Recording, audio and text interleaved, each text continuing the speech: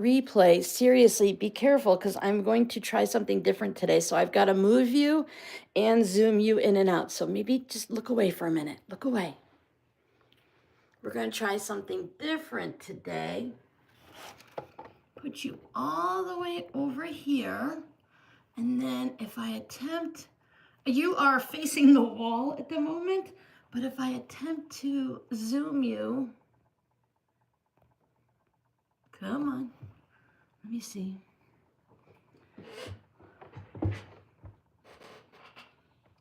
I have to watch the computer and try to look at the reflection to see exactly what I have going on. Oh, look. Hi. Okay, now I want to get it, so let me see. If we go down like that. Well, that's not too bad, right? What do we need to do to get my head in the shot? Maybe, do we zoom anymore?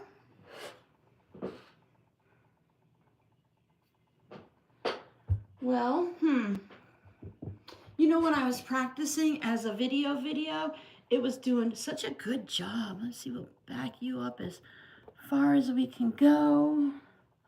Maybe put you down just a little bit more. Testing. Imagine if I had an actual dedicated space where I could leave tripods set.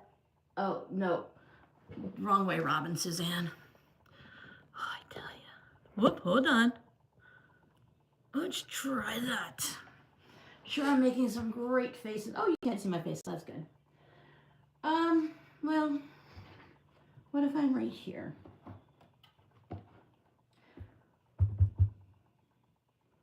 You don't need to see the top of my head anyway, right? Right.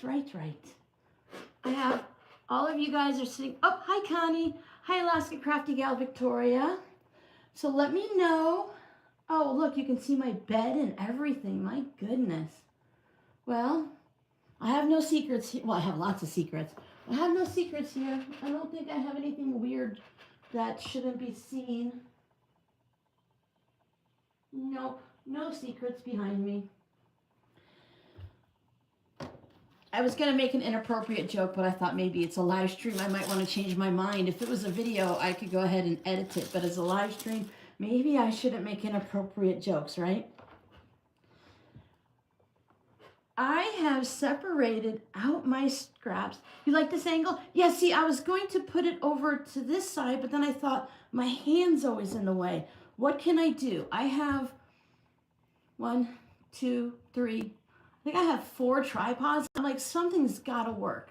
So right now you are sitting where I would normally keep my computer. There's a clock on the wall, and that's where I have my big rulers hanging up and stuff. I don't think you guys get to see that area. But now, well, you can see the sewing, and here's the top of my head. Now you know what it looks like. We're good to go.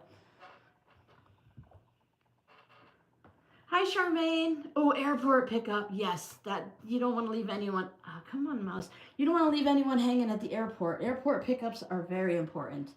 I don't like to do them, but they're very important. I dropped my daughter off. Oh, I dropped my daughter off on the 15th. That was just Wednesday. And now she was going to come home later this month, but now she's going to go for...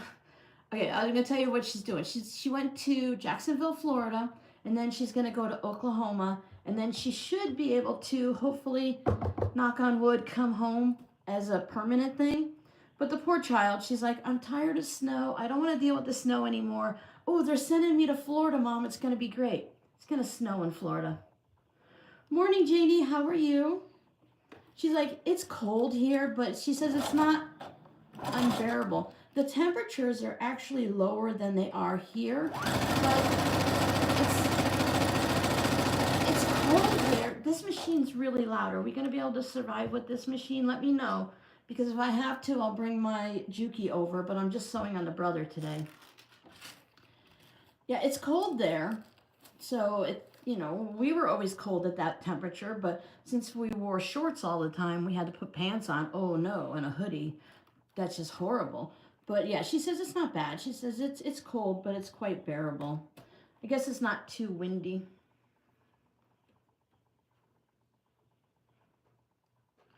Hope everyone is doing good.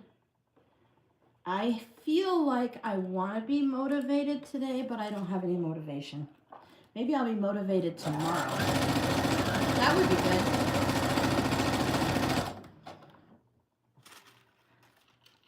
I have my Pellon sheets from the fusible fleece I bought. So I just cut, I think I cut 5 pieces that are 12.5 inches long and a little bit extra, maybe 1/4 of an inch. So under 13 inches. And then I cut them in half. So I should have 10 of these strips, or maybe 8, I don't know. At least enough for 2 of each color. I went through my scrap bins and I have a lot of small scraps that I need to take out of my scrap bins because they're not quite usable for what I do in the main stream of doing things, but they're still great. Hi, Denise. Hi, Sandra. They're still good for things like the fabric note cards and stuff like that. So I want to pull all those out because I've almost used up all of the rainbow note cards that we had from the last time. It was at this house, so it has been less than, oh. Now, YouTube told me they're only going to do ads every 30 minutes. Now, that's not fair because I haven't been on for 30 minutes. Hi, Shirley, Southwest Washington State. Hi, Denise. Oh, Denise is cleaning her sewing room. That's going to be really great because then when you're ready to sew, you'll have a nice clean space. Yeah, I think maybe I do have 10 sheets. I'm taking these and just folding it over a little bit so when it goes through the bed of the machine, it's not in my way because the Brother machine is only, I'd say, do I have a ruler? Maybe 5 or 6 inches. Whoops. It is, yep, 5 inches for the throat plate here. So that's not too much. And it's a 12.5 inch plus strip, so. Hi, Sandra. Oh, Sandra, are you getting snow up there? Is it cold? Hi, Stephanie. Oh, Stephanie's from England. Is your weather cold? I like hearing about weather where everyone else goes. Trying to, I don't want to alternate lights and darks, but I have a whole stack of lights in here, so I'm just trying to blend them in a little bit. All right, that's all my strips.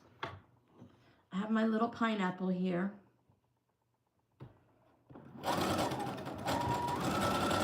Now we can see how many strips I cut. I need someone to help me organize my sewing room. Sandra, I bet you someone could. Oh, well, an organizer. You would think there's some type of an organizer, but it would be nice. I think it would be hard to get a quilter to come and clean someone else's space because they probably haven't cleaned their space, or they clean theirs and that's enough. They don't want to do anyone else's. So I guess it all depends. You'd have to have someone who likes to organize and who would understand. You know, I say an organizer has to talk to the person and know a little bit about their life, like if you're a quilter, what it means to be a quilter, so that they understand your needs and can help you. I'm sorting by color, and can help you figure out what you need for like storage containers and stuff, because just any old storage situation isn't going to work for a quilter, a painter, a jewelry maker, and people like that. Hi, Jackie. Good morning. Hi, Laura. Georgina is finished processing scraps and stash. Very nice. I was looking at my, oh, that's probably why it's backwards. I was pulling out the bins to work on this, and I really need to work on my itty bitty scrap bins. Plus, just mostly to get the little bits out of these, my little small scrap containers, and then also to figure out what's in the big ones so that I can two. I've got 3 green, 3 red, and 2 pink and 2 blue. So 3, 6, 7, 8, yep, 9, 10. Because I just grabbed fabrics like this, so that's how it worked out. I'm going for 2.5 inches. Sorry, I saw Candy Wallace and I just wanted to call you Candace. Candy is from Northern Illinois. My daughter went to Illinois in the southern part a lot when she was, oops, sorry, microphone. When she was working over in Davenport, Iowa, they went over to Illinois to a Mission Barbecue there to borrow food and also just to, I guess, to hang out in Illinois because there wasn't anything to do in Iowa. If I miss your name, I apologize. You can always yell at me and I will say hi again. I'm pointing rudely. Good thing you can't see my fingers. Just following down. Stephanie is going to be -4 tonight. Ooh. Hi, Ellen. Ellen, are you on the treadmill today or are you able to sew with us? I've heard from a few of you that what projects you were going to work on. I haven't seen Sue Smith yet. I wonder if, oh, the benefit of having two phones. I'm going to message her on Facebook to see if she's going to join us because sometimes people lose track of time, like myself, so I have to be careful.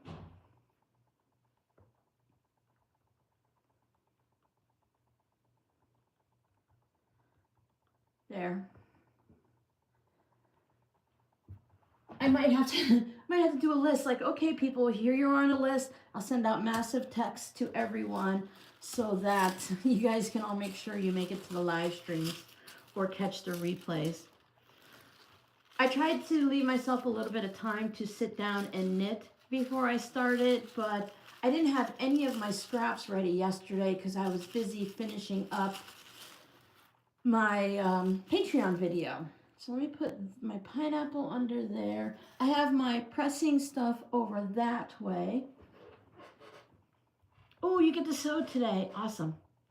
Yeah, everyone's kind of cold. It was at 9 o'clock this morning, it was 43 here. It's been cold out. The sun I can see already the shift.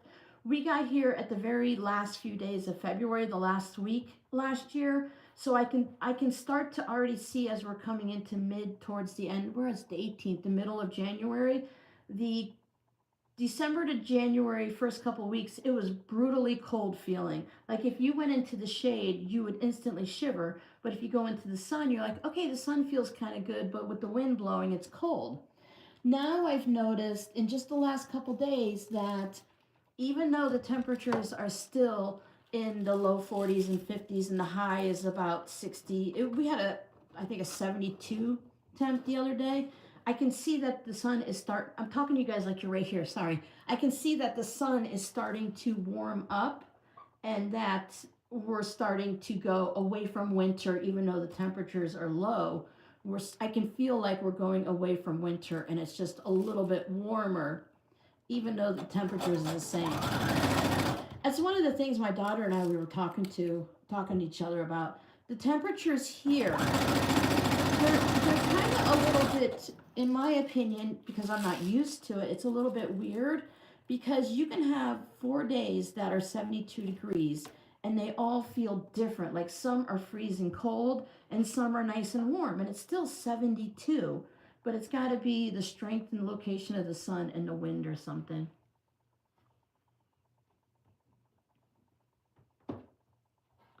Ooh, a log in the fire. But Laura, you're north of us, aren't you?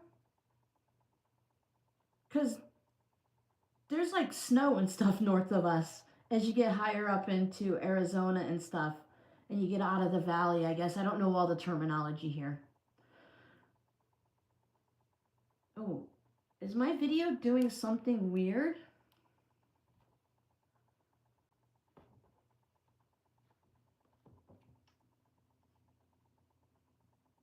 Sharon's in Australia. It's 5 a.m. Well, thank you for hanging out with us 5 a.m. Sunday morning. And you guys are in the middle of your summer, so you guys must be pretty warm right now.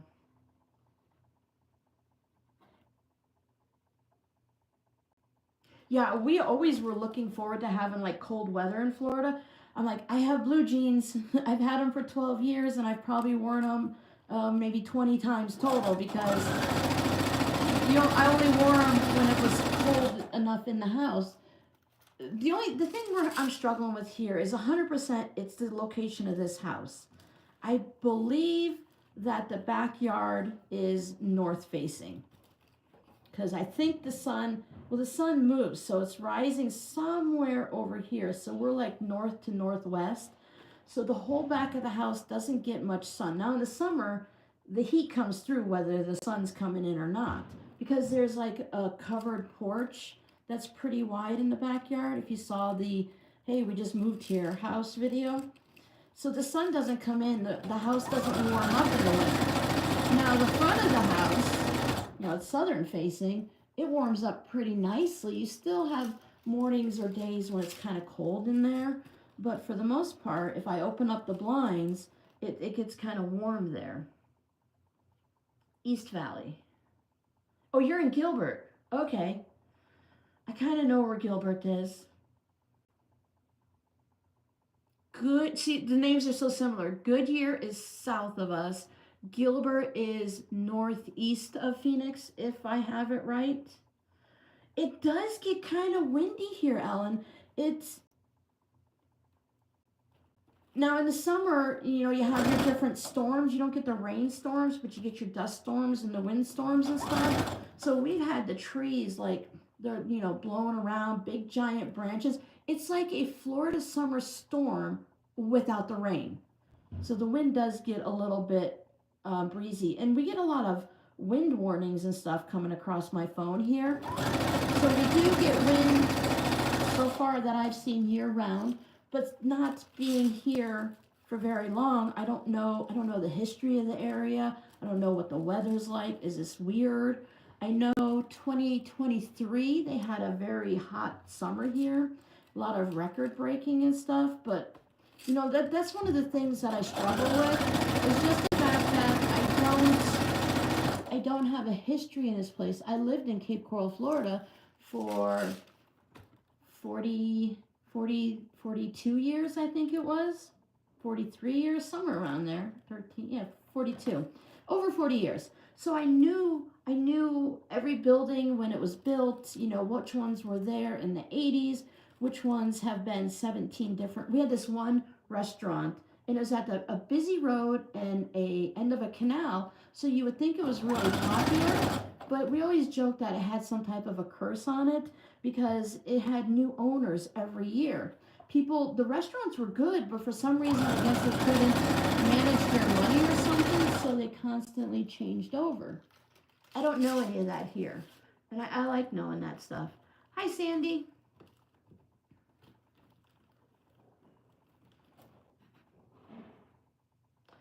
Desert weather is strange. It's just a little bit. We're getting used to it. I'm feeling more comfortable in certain situations and stuff, and we're used to wind in Florida, so the wind and stuff isn't bad here. But we're at a different altitude, and there's some like overpasses, and as I start to learn like where places are located in the state, and we start to hear things. Now, Florida drivers are crazy, and there's a lot of them because they just come from other states and they bring whatever their crazy driving is. But here, it seems like they take chances that they shouldn't, considering of corners and hills, overpasses and underpasses. Anytime we go to the airport, or I just happen to be looking at you guys named my Apple, the map thing, you guys named them Mac. So we call all the kids and we call him Mac.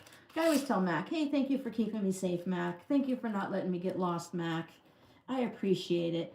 But he's always telling me things like there's an accident. The I-10 is just crazy. So we try to avoid that because there's tons of accidents. Oh, Gilbert is southeast of Phoenix. Okay. I had a 50-50 chance of picking the right one, right? 74 is sweater temperatures, yeah. And then most places would be like 74. Now 74 in Florida is jeans and a long sleeve t-shirt until like you get to a certain point. Like everyone tells me here, layers and layers. Okay, so I'm getting this, I thought I was doing layers, but apparently I was doing Florida layers.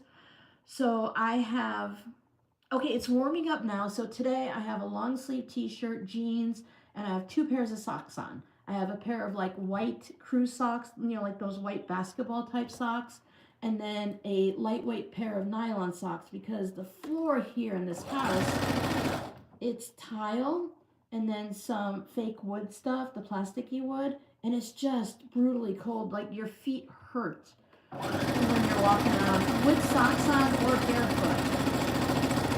So I have a carpet underneath me in this room for the most part, so it's not too bad. But I bought a pair of Sketcher mules that you just slip into. So I wear them, I keep them next to me when I'm sewing. So I sew with just barefoot socks and then I put them on when I stand up to cut and iron. But before this, I was wearing a t-shirt and then the long sleeve t-shirt. And sometimes I would put a flannel shirt over it because the room in here gets down to 68 and it's just cold. But I bought the space heater and it feels really good. That's helped out tremendously because the boys' bedrooms are in the front of the house and they warm up at some point and mine just doesn't. But in Florida, layering was a pair of shorts and you might wear socks with your shoes and then like a t-shirt and a hoodie. So that as the day progressed, by the end of the day, 3 o'clock, you were just wearing shorts and a t-shirt at 74 degrees. I haven't been able to do that here. But here, I found, my daughter and I love it because it could be 80 or 85 and we're still wearing jeans. So it's not, without the humidity, it's not too hot. So I don't know, I always just thought that, 80 degrees is 80 degrees and I'm learning differently. But it has been interesting. Oh no, Jackie. Do you have all the double identification notification and all that stuff? I hope you got it back and you didn't like lose anything. That's scary. All right, let me catch up. Oh, Sue, you made it. Sue, did you get my message? I hadn't seen you yet, so I was worried. If you were to watch a replay, you'd see me messaging you. All right, let me make sure. I was rambling and I got lost. I could get my mouse to work. Okay. Come on. Oh, you want to be stubborn. Yeah, desert living has been really strange, and it's hard to remember all the time that we're in a desert because it's a very populated, someone was calling it a metropolitan area. It's very populated here. There's a lot of cars and it's just craziness. 39 Celsius equals 103. That's what you have right now, Sharon. Ooh, you're definitely having a heat wave. Yeah, Ellen, in Florida, I can do by what building used to be there. I can tell you to, hey, you remember that tree where there was that big accident about 6 years ago and now it's crooked? And they're like, yeah. Unless you're talking to a new person, of course. They're like, yeah. And I'm like, go ahead. You remember Big John's parking lot with a giant, like 20, 30-foot statue in it, even though he got damaged and was pulled out after all the hurricanes? Everyone kind of knew that in the area. So you can give directions by, hey, you remember that bright orange and pink house that the city made them repaint it and now it's just a boring gray? Yeah. So we can do that. Here, not so much. I get it though, because with the sun here, it's going to dull all the colors. So brown and cream and stuff work.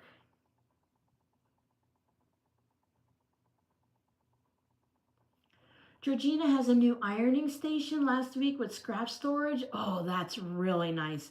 I like to be able to just be in one spot and pull my scraps and my sewing out and stuff. That's why I have to have at least one bookcase nearby to keep everything in. Carson City, Nevada feels like 29. Yeah, and you're not that far away from me, really. It's crazy. Wait, another 5 degrees and you won't need a jacket? Yeah, well, from Rhode Island, that'll do it. I'm not used to cold weather. I'm gonna start knitting myself some more socks instead of like doing other things and everything, so I can have some wool socks for the winter. I definitely put, when I sleep at night, I go down to a lot less layers, just very little. I just want something to cover my arms because they come out of the blanket. Otherwise, everything is nice and toasty warm. So I throw slippers on in the morning. Oh no, Jackie, you had it all protected and everything? That's horrible. Yeah, because we have to link our bank cards and everything to our Etsy. I try to keep my Etsy debit card very minimal and I don't use it. I only use it for like shopping for Etsy and stuff like that for my business. So I mean, I could still lose, $600 or $800 if it's in there. And then I don't have it linked to any of my other accounts because it's scary. Angel Renee is dying at 85.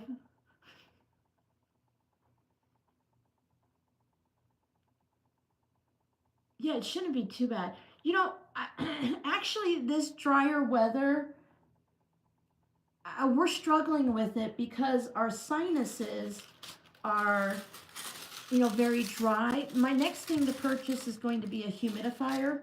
My daughter and I are both having that like when you're a little kid and you have, things coming, the red stuff out of your nose. YouTube doesn't like it when you use the BLOOD Halloween scary red stuff word. So my daughter and I are struggling with that. And I think the only thing that's going to help is a humidifier. I'm the only one in the house, but I miss the humidity to a certain extent. Now, some days you just can't go outside because the humidity was so high. But I found it easier with my asthma to breathe in a little bit of a wetter environment. Okay, so my pink thing here is going down a little. I'm going to totally cheat the system. I'll just pull it up a little and make a fold here because, excuse me, I am just using scraps. It's not going to matter too much if I add a little tuck into my seam. And these scraps are most likely going to be for me. Remember I told you in the tutorial I have a tendency to curve down? Excuse me, so I'll just have to be a little careful. I do miss the humidity. I'll tell you one thing, I did not realize how stressed out I was. I knew in the past, everyone's like, why do you live in Florida if you have hurricanes? Let me get caught back up to where we were. That's going to be the maximum. That's still, I mean, we get up into the high digits here and it's hot. It is hot. Oh, I hope everyone starts to feel better soon. I did notice, Laura, that in Florida, we no longer have a season anymore. It's just traffic nonstop. People are there year round. They don't come just in the winter and stuff. Here, I did notice it because as soon as I started going to, my new doctors and stuff, and it was a struggle to get an appointment. Then all of a sudden, we hit summertime or getting past Easter and stuff. They're like, hey, you can come in whenever you want. We have all kinds of appointments open. And then I go in and their parking lot's empty and stuff, and the doctors are on vacation and things like that. So there's definitely a season here. And we're also learning what roads to take at what time of the day to avoid. See, when we first moved here, we didn't know, like, if you just take this left, you can cut around to the back. You can save like 10 minutes off your time and frustration. So now we're starting to learn those things. So it's really nice.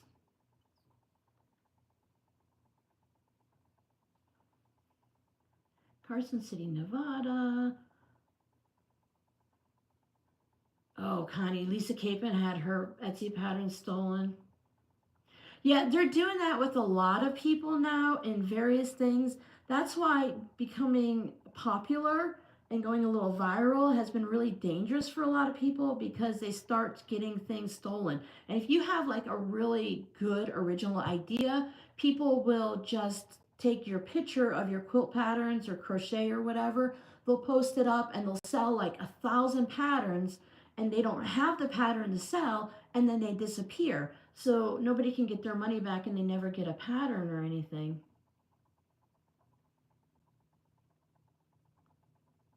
Etsy does have a problem. That's going to be a thing that people are going to leave Etsy for. And Etsy, if you put a let's say I created a pattern. I just recently sold my last elf tote and all my Santa totes are gone. So let's say I put out a pattern for the elf tote, or I just put up the picture of my elf tote, and someone over on one of those other sites that sound like Moo Moo or something like that, or anything, they put up an elf tote on that site. Etsy will look at it and say, oh, this is a big site. You're just a small business. They're a huge place, like even Walmart and stuff, Target. They're stealing the designs from the more popular like fabric designers and stuff. They're like, okay, well, we see your patterns on Walmart. Walmart's bigger than you, so you must have stole it from them. And then they close down your Etsy site and you end up losing money and all that stuff, and you've got to fight it. And it's really not fair because the small businesses are getting screwed over by the big companies.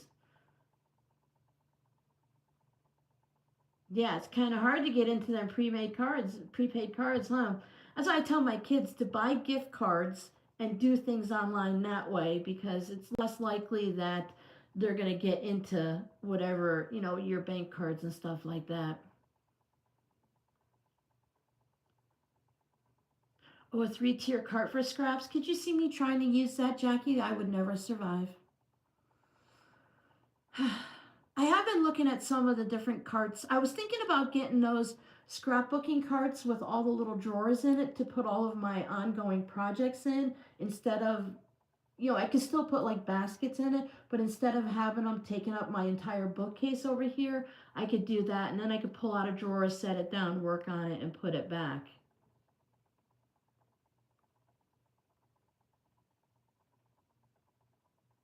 Oh yeah, scraps build up quick.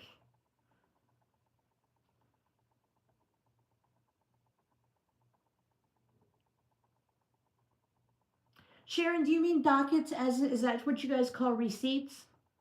Yeah, a lot of people do that. I just have a little bit more. I was really surprised when I saw this because normally, like I said, I scrunch it up and let the cats play with it because it's really crinkly and noisy and easy to tear. Oh, Jackie, yours got hacked as a buyer? Oh no. Yeah, I have two Etsy accounts, one as a buyer and one as a seller. I have the same debit card hooked up to both because when I buy from Etsy, it's usually patterns or something for the shop or tools or something. I had to stop and think there for a minute. That's scary. A site that big should have, I mean, anyone can get in if they want to, right? But a site that big should have some really good protection to it. But the hackers and stuff are always a step ahead. They're so smart. Imagine what would happen if they put that type of smartness into good use to help instead of hurt. I bet you they could still make a lot of money. Because some companies, they'll hire a hacker after they catch them. They'll hire them to make sure that their systems are always protected and that no other hackers can get in. Kind of scary to trust someone like that, but if you pay them enough, they're not going to mess with you. 2.5 by 2.5 inch strips. Yeah, everyone should keep an eye on their accounts. And sometimes if you don't shop like on Etsy all the time, it might be better to not have them remember your debit card. I don't know how, if they can still get to it and stuff, but it might be a good idea to always have to put a new one in. And some credit cards allow you to go online and get a one-time use number and stuff like that.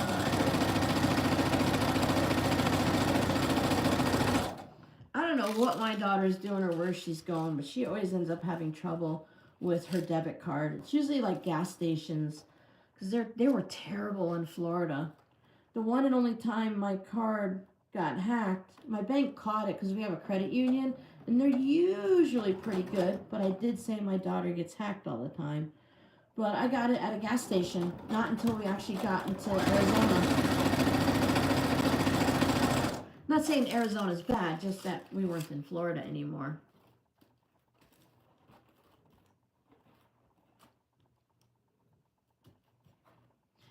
you know, I can only see the 9 and 3 and above on the clock. It's kind of interesting.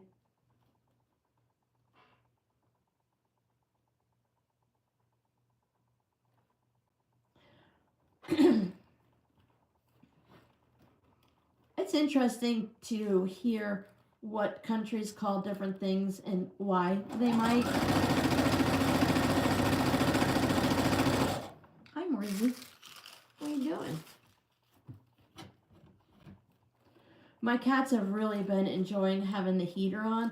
When I'm done working and I sit down to knit at night, so let's say it's maybe like 7, 8 o'clock at night, and I try to go to bed between 10 and 11, on the table right next to me at about this height, I put the heater on and I let it run until we go to bed. And as soon as I get the heater going, all my cats go from down below in their beds and on the carpet and stuff, they all come up to the higher levels to get warmed up by that heat.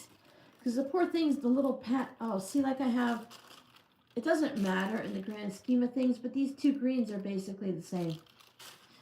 So they love to, all right, Charmaine, drive safe. Airports are crazy. You're here too, aren't you, Charmaine? Are you going to Phoenix Airport, or am I confusing you with somebody else? So yeah, they love it. They just come up to the next level and they get all warmed up, and then when they're warm enough, they just wander off. It's been kind of nice because then it stays comfortable in here for a long time, and then I put the heater on in the morning until after I shower. S'mores has been enjoying it because she doesn't snuggle with me as much at night, which means she doesn't wake me up constantly. My credit union caught it early. Good, Jackie, that's good. Yeah, a few people sew on dryer sheets. I remember when I first started quilting and stuff way back in the early 2000s, a lot of people were saving their dryer sheets to sew on it. And then in other groups, they were using them to, they would paint on it and like make like the little artist trading cards and stuff. So they make a really fun little small painting because they're not that big. They're what, maybe 4 by 8, 5 by 8 or something. So yeah, they would sew on them and they would paint on them, or you can use them to do like bead embroidery on. It's a little bit better to do that one with the unscented when they're new, because then they're still a little bit firm. Oh, there she is. Now you can see S'mores. That's her eating spot. I have food for her because I knew she would be doing this because she always does it. So I have her bowl of food ready for her. Let me make sure Mama can reach you. Hi, sweetie. Here's your food. But on the table, she doesn't want to eat from the bowl. She just wants to eat the food. But if she's sitting on like my bed or something, then she eats from, oh, she's going to be a brat now too. Look at her. Leave your sister alone. She's sleeping. Make sure you hydrate. And has everyone been cleaning their sewing machine? Make sure you get all the lint out of the bottom where your bobbin is and everything. You put a new needle in.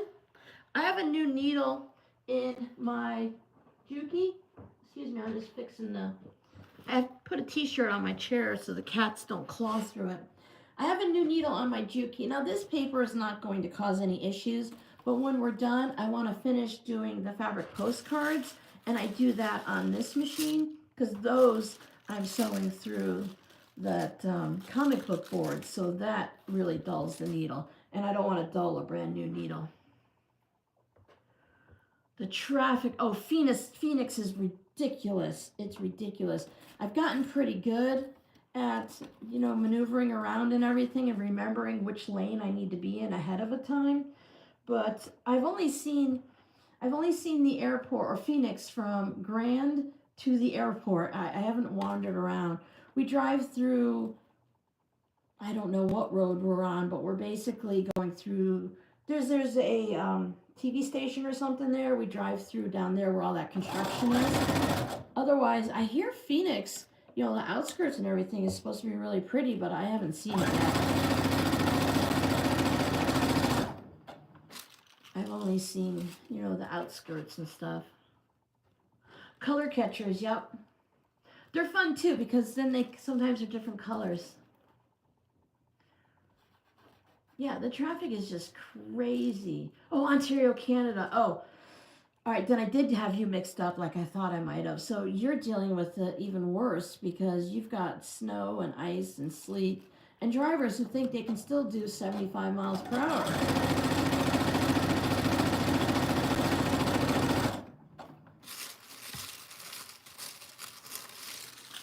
The speed limits here are just different compared to Florida. In Florida, if you have like a neighborhood, it's 35. So it's basically one lane going in each direction.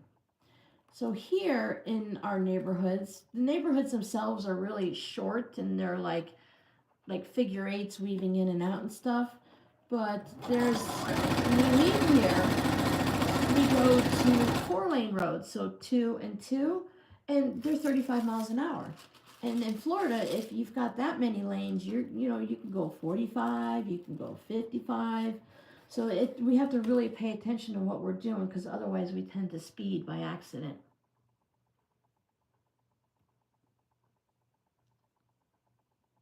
Oh, Georgina had a new embroidery machine. Oh, congratulations. Oh yeah, so much easier if he works right there.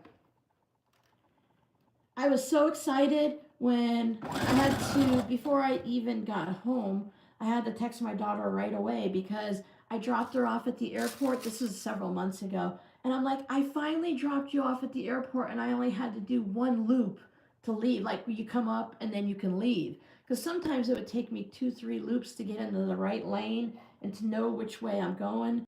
Because if you go to Terminal 3, you go one way, and Terminal 4, you go another. I'm like, I don't even know. So I was really excited when I figured all that out. Now it's a lot less stressful.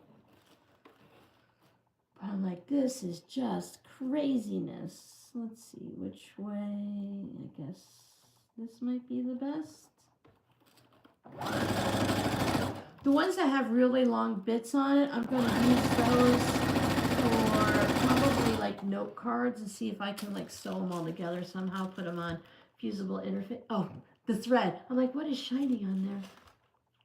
Yeah, I did my previous sewing machine. It was a Brother Disney model and it had the embroidery on it, but you can only do really small things. So I used to watch all the different people doing the really fun embroidery projects. I always thought it was really exciting. I don't, at this point now, I would have loved to back then, but now I do not need another. I have enough other hobbies that embroidery does not need to be one of them on the machine. It is. It's so neat that you can just let the embroidery machine go and do its thing, and you can be over here sewing and doing something else. Oh, that's really nice. I'm using some of the pink fabrics. I went into the bucket of fabrics that I sorted out that I wasn't planning on using anymore, and I pulled some out. I noticed that my blue bin has a lot of small fabrics in it that need to come out. I actually struggled choosing fabrics for here because some things like this one says Coke adds life. I'm going to actually pull this out because I can use that in like a zipper pouch and stuff. So choosing fabrics that I like that match the color theme, but that I don't want to still use in like a zipper pouch. It's really hard. I mean, it's just a small scraps. I should be able to just put my hand in, grab them, and go. But I was still being kind of picky, choosy on what I was going to use. If I miss any conversation, my apologies. You guys enjoy yourselves chatting back and forth. I'm good. If you really need me, you can either, do the @RsIslandCrafts thing or put it in caps and I'll catch it eventually.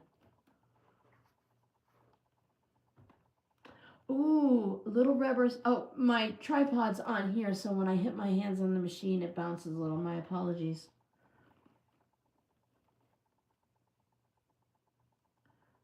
am going to trim these to the largest size possible. I will put them all into, for now I'm going to put them all in the same container, but I think when they're trimmed down, I might put them back into their colored container, but just to keep track of them so I don't lose them. But they can go into their own, and then I'm going to make a quilt with them. I have a few ideas. Separating them by white strips. They can go on the diagonal, or adding some of my favorite flying geese to it. I haven't completely decided yet. I have several quilt ideas I want to do. I want a flying geese quilt for my bed, and I want the flying geese to be all different sizes, and I haven't decided if I think I want them all going north. Let the geese all fly north for the winter, or south, well, south for the winter, north for the summer. But I also wouldn't mind having a flying geese quilt where they're all wackadoodle going in all different directions. I'd like to have one with my rainbow strips. And the other one, I'd like to make just a flamingo quilt. I'd like to take a square of fabric from all of the flamingo fabric that you guys have been sending me. I'm going to show you, I want to remember that I do Whip It Wednesday. I received some fun fabric in the mail, and it's got some really cute flamingo panels. So I'll talk about the things I want to do with those. And I want to start taking a 2.5-inch square from every fabric that I own that, I kind of like, sort of like. I don't want to put, like old times or Civil War fabrics or something in. But I want to take all the fabrics, cut a 2.5-inch square, and just keep storing them and collecting them in a container. And then eventually I would like to make a kind of like a postage stamp quilt, but with 2.5-inch squares, totally scrappy, where none of them will repeat.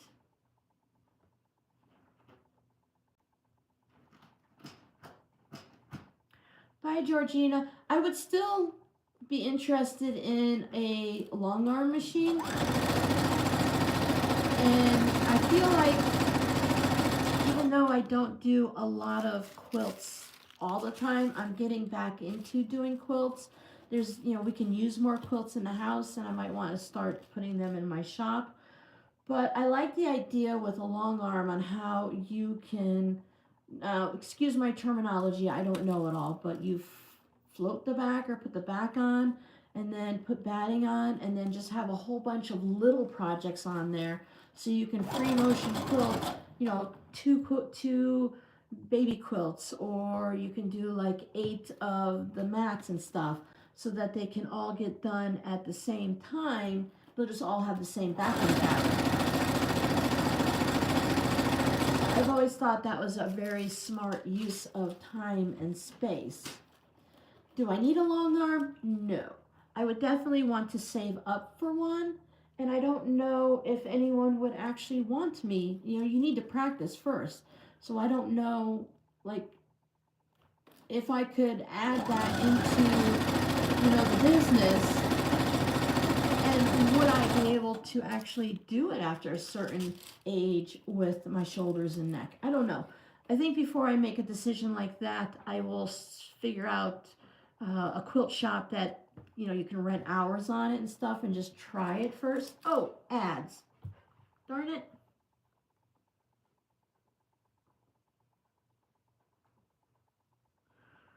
All right, Jackie.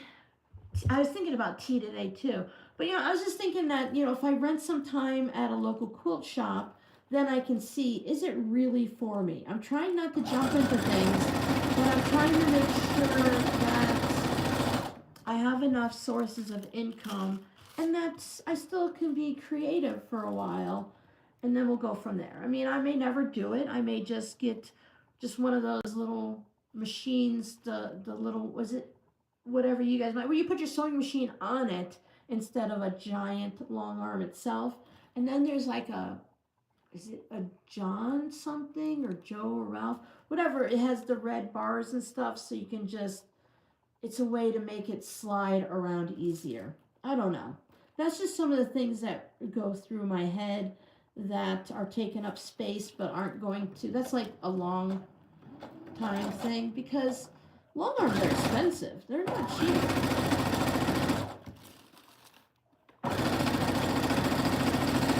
I can't stop thinking about the doctor's table with all these crinkling noises. Oh, you know what, guys? I'm worried about. I don't even have. I'm covering up the microphone and everything. I don't even have it plugged in. All right, let me. Can everybody hear me okay? Because if you guys can hear me okay, I don't want to mess with it and plug it in. There's only a few people that struggle with hearing on the replay.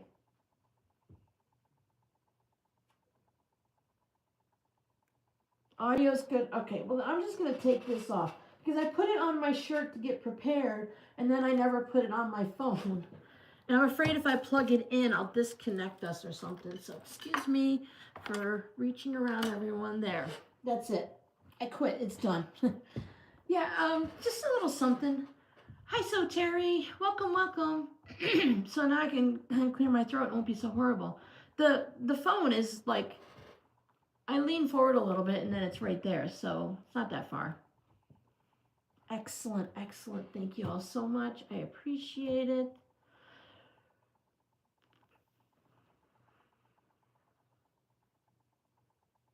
Yeah, sometimes it's best to wait until everyone's healed and you make sure all the financials are in good shape. Because if you're having the stress of medical issues, surgeries, and stuff like that, or being sick, and then you're like, oh, well, now, even though you know, like, okay, in my head, I know I can afford this, I'm good. But if you're making payments on it or something, now you have that extra burden that just sits there in the back of your mind. You're like, At least that's how my brain works. It's like, yeah, I probably should not have made that decision. Now I want this. I tried to pay attention. I trimmed up some and then I got tired and I was just trying to speed through in time to do the live stream. So I'm trying to keep these from being like wonky ones. I'm sort of having straight edges but not being overly particular.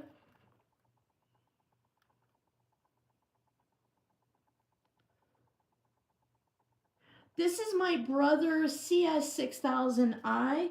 I purchased this when Amazon had a sale on it for, I don't know, maybe I only paid $150 for it. It's not a super expensive machine. Amazon puts it on sale a lot. I got it definitely in Florida, and it was my backup. So if anything happened to my Juki, plus I wanted something that I could sew my fabric postcards on and not worry about knocking out the timing or is my needle too dull and stuff. So this is the one that I use when I'm doing random projects like this. It's a little louder, it's not as smooth, and the foot levers, my Juki's back here and the brother's here. So that's the one thing that catches me all the time when I'm sewing things. But I like to use this machine. I enjoy it. So I use it a little bit here and there. What do we got? Oh, we're not at 12 o'clock yet, so we're good, right? Isn't now my clock's not being weird. Oh, there it is, 11:43, so we're good. Because I don't know if my clock stopped. So we'll get to a point where I finish these. I don't know what we're going to do if we do anything after I finish them. But when they're done, I'll go ahead and move the sewing machine and bring over the iron. We'll give them a good press, trim them, and pull off the papers.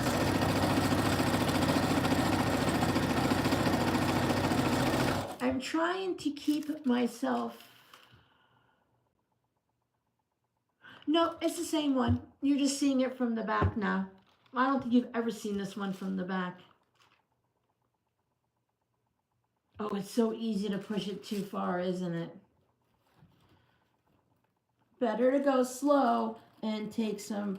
I learned that it's better to go slow and easy and take some downtime 1 day or 2 days a week than it would be to push it really hard and end up being down for a week or 2 weeks or even a month.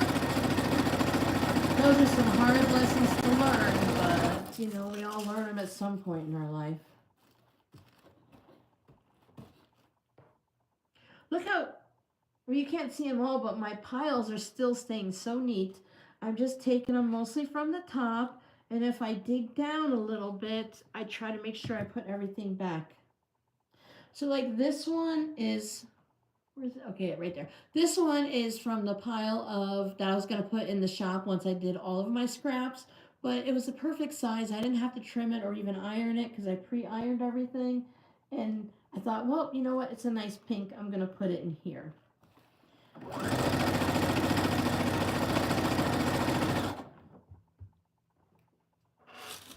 My thingy must be on the end of all of this.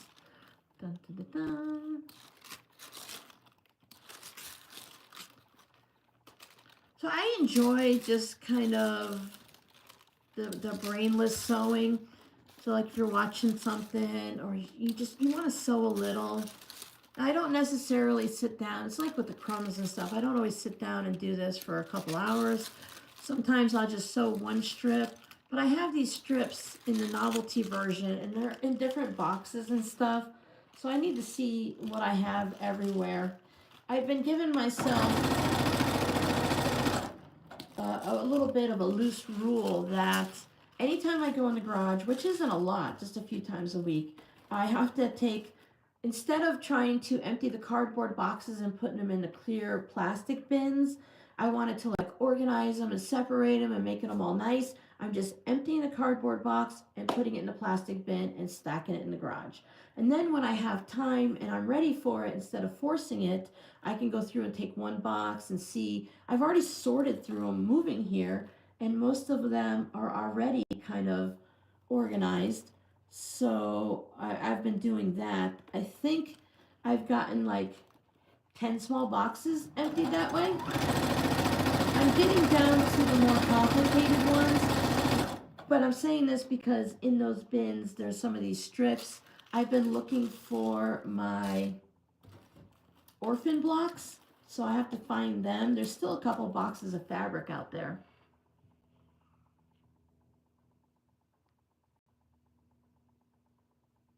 Oh, that's so sweet, Laura. Your husband, it's so sweet the way it sounds. You know, your husband's taking care of you, making sure you don't overdo it, but it's possible that he's just yelling at you and telling you to knock it off. Because that's, you know, husband and wife things.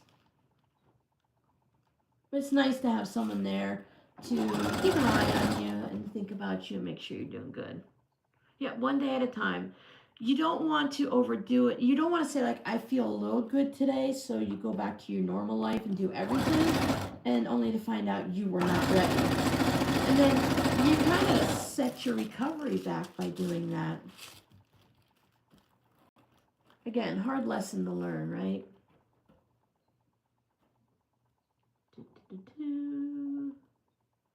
Yeah. Thanks, Crafty. Thanks, Victoria. I'm not even going to do it all. I was like, wow, this is really great. And it peels off so much easier. I didn't even drop, my stitch length said 2.5. I didn't even think to drop it down to 2.0. So I'm in pretty good shape. And I noticed it doesn't pull the stitches. It actually perforates it like you'd want. And it just works so nicely. And I thought I bought 15 yards, I only bought 10. But look how much I have. And this is about 6.5 inches this way. So I have tons and tons. So I'm going to store this with these in one of my little Dollar Tree plastic bins to keep everything together. And then at some point, if I choose to, maybe I'll separate them or not. I don't know. I just need to keep them all together for now, so that when I'm ready to do stuff and I'm all organized, excuse me, I have to get a drink, I'm in good shape, you know? I'm tired of putting things away somewhere safe and not being able to find them and hitting buttons on the computer. There we go.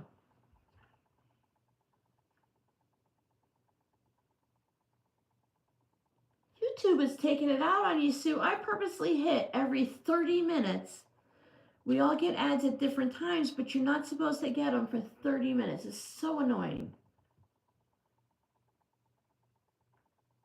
It's crazy. You're welcome. I think it's a great idea. I mean, I put it in the recycle bin, so it's not like going to waste. this part of Arizona is just starting to recycle, and they're only doing number 1 and number 2.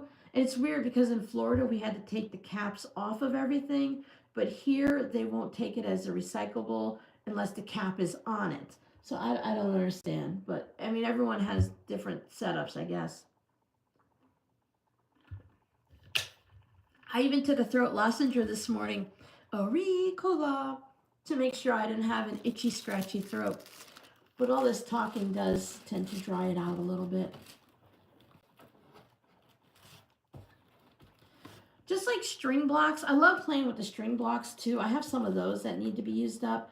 They're fun, and they're really like ugly until you go through and clean them up. Sometimes it's still like, try it out, see if you, I mean, like there's some things you know you're just not gonna like. But try it out, see if you like it, and then make a decision after that one block. If you don't like it, turn it into a zipper pouch, pass it on to a friend, or if you have to, it's just scraps, we can toss them, right? Because a lot of these are scraps that nobody's going to use anyways. I received something attached to my trash can that says if it's on a number 1 or 2 container with the little, the recycle number, that they will only accept the caps if they're still attached to the container. They gave me that twice on my trash bins. At first I was like, oh, they congratulated me for doing such a good job recycling. Then I looked around the neighborhood and everyone had one. Okay. So we stopped recycling like we do in Florida, and now we're just basically doing cardboard boxes and aluminum cans and like water bottles. We're not doing the same that we used to down there. I can set up, Lorraine, I can set up the YouTube to not have any lives, but the problem I run into is the amount of people that come and view it. Like right now, while we are at however long this video is right now, like an hour and 10 minutes or something like that, there are people that are starting at the beginning, and that's when you get more ad revenue through that way and stuff. So I have to put the ads on. It just, I'm trying each time we go live a different option that they give me to find the one that works for us. If it comes down to it, I might just have to do that. But yeah, when YouTube, it's only been, what, less than a year maybe that YouTube has been including ads on the lives. And yeah, it's been a bit annoying.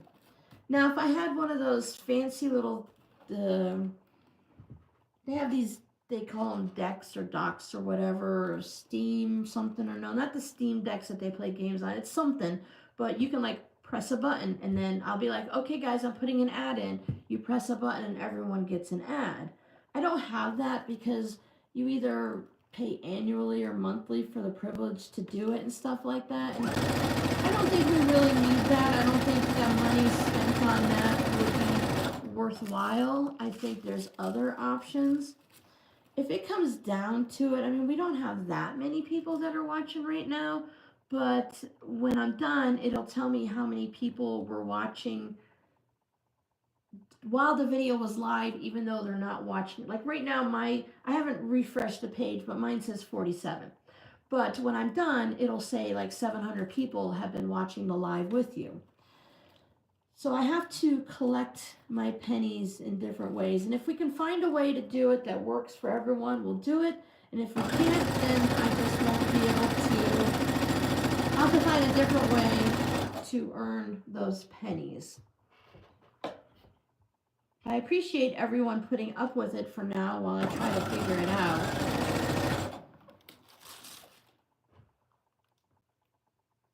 Yeah, YouTube is just being weird.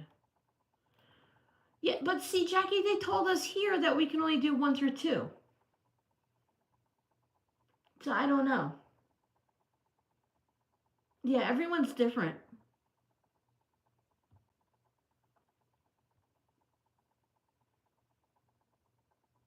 Thank you, everyone. I appreciate it. I know how it is to be on your side of it, and then you guys don't know. I mean, I don't know everything about YouTube, obviously. I don't know if anyone does. So I try to give you guys the information so you know why I'm doing something that's going to be affecting you, whether it's good, bad, or indifferent. Sometimes I tell you things and you're like, whatever, Robin, it doesn't matter. It doesn't affect us. So if it affects you, I try to tell you why, because my daughter and I are big why people. We don't mind, like you're like, okay, you have to wait in line for an hour. I'm like, why? Oh, okay. Well, all right. It's not fun to wait in line for an hour. I'll bring my knitting, talk to people, and listen to an audiobook. I understand why. If you have a good reason for the why, then I can put up with things that I don't enjoy. I have a little bit of patience, not a lot, but I have some. So I try to give you the why. And then I'm hoping that even if it doesn't affect me, that if I give you a why, you'll understand it on other channels. Oh, speaking of why, I want to mention this a few times. We're in the new year. Now, for those of you that, now don't count it for what you guys get for the email for me. I'm not talking about me. I'm just trying to give you helpful information for those of you that like to save your favorite, Etsy shops and YouTube channels and stuff. You want to save them a little money. We're at the beginning of the year again. If you subscribe to emails and you only subscribe to the email because you could get a free pattern and you'd planned on unsubscribing at some point, it might be good to check your emails for those emails that you get all the time that you never really open, and go through and unsubscribe, because when we have email subscription services, we have to pay like per group of emails, like for 500 or 5,000. So if people are receiving the email and never opening them, it's costing your favorite small business money. And then as a benefit for you, because if you're like, whatever, it cleans up your email inbox so you can see the important emails, and then the old ones that you don't open, you can clear them out. I've been doing that, I don't go through all of them, but whenever I go in my email and I see things, I'm like, oh, I never opened this one, or I don't shop there anymore. I just did it to get a free pattern. Oh, that's pink. That's why it's so light in color. That's funny. I go ahead and I unsubscribe. Gmail makes it really easy for me. Right up at the top, I can just hit the unsubscribe button. Otherwise, you have to scroll down to the bottom of the email, click unsubscribe, and goes to another window and stuff. Yeah, I use Gmail and Hotmail. I have 4 Gmails, and it's really great because when I open up my main Gmail account, I can hit the little flamingo up top and it lists all my other ones. So the show and tell with Robin, and there's a business one and stuff like that. I can switch back and forth real easy. I like Gmail. I don't know what one's better than the other, but I use Gmail. Hotmail is my original one. I do have a Yahoo, but I never check it.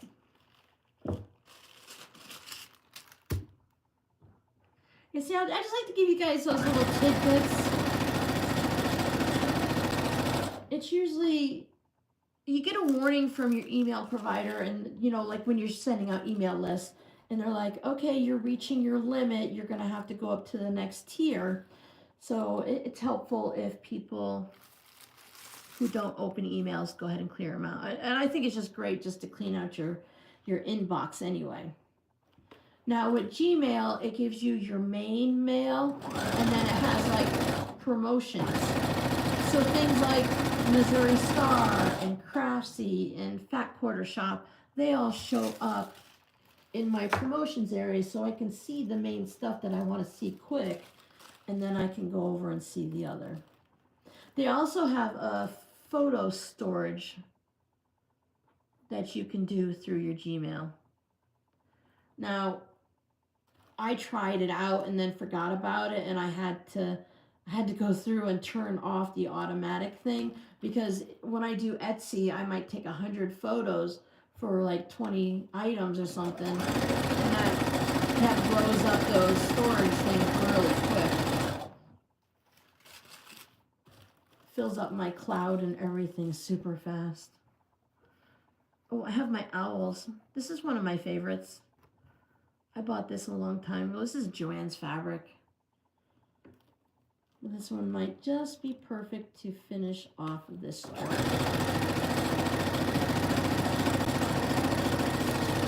There we go. It's like when you're doing string blocks with scraps, they end at different times. It's kind of, I think it's kind of fun. Are you big enough? Yes, you are. I tried to cut everything 3.5 inches for a 2.5 inch strip, but some of them are only 3 inches. Is the security on Hotmail getting horrible? That's my junk one that I usually send everything to when they make you give an email. So I don't have that attached to my business. See, now that's wrong, because when you unsubscribe, they're supposed to stop sending you emails. But some companies are like, it takes a while for our system to blah, blah, blah. At some point, I'm going to be doing the monthly drops with my Etsy shop, and eventually my, not Spotify, what is it called? Hold on, I got the email stuff right here. What do you call it? Shopify. Yeah, I was close. Spotify, Shopify. So I want to start doing, for anyone who wants to join in, it would be separate from the YouTube email you get when I post a video. So if you want to know ahead of time for, shop updates and stuff, or, if I figure out creative enough to do like a monthly update or something, what's going on. But you guys see so much with Whip It Wednesday. I don't know that anyone really needs an update, but for people who want to sneak peek at what's coming in the shop, because some things I won't show completely on Whip It Wednesday. Some things I forget and they slip through the crack. Or if I have 20 of something, I might only show you 2 going forward. Hi, Helena. How are you? Hi, Beverly.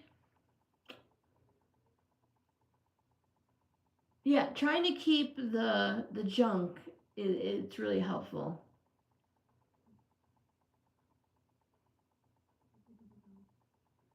Yeah, these scraps, they're going pretty quick. I enjoy it. And I'm getting to, it's all on what you do. My scraps, I'm trying to keep them mostly either a triangle, or I don't want to say that the rectangles and squares are square, but kind of those basic shapes. I don't want any more of the squirrely ones or the off to the kilter side ones.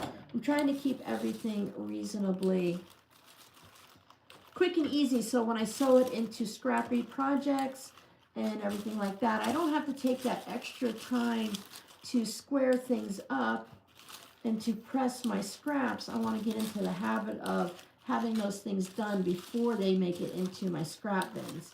So if I can get myself organized, it'll probably be at that point when I'm like, okay, I don't want to do scraps anymore, because that's how it is for me.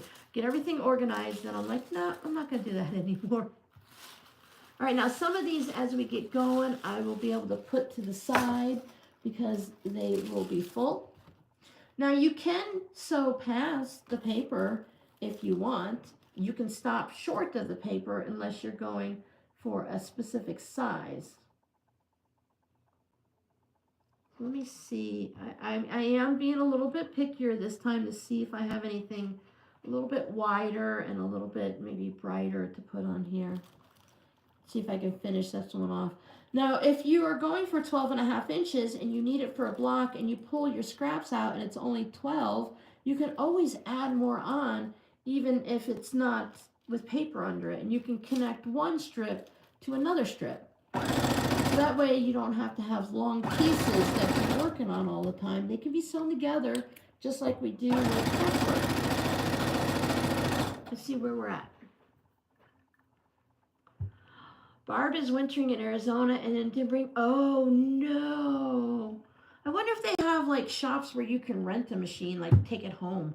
There are some libraries, they say you can go in and you can sign out a sewing machine, you can sign out knitting needles and yarn, paint sets and stuff.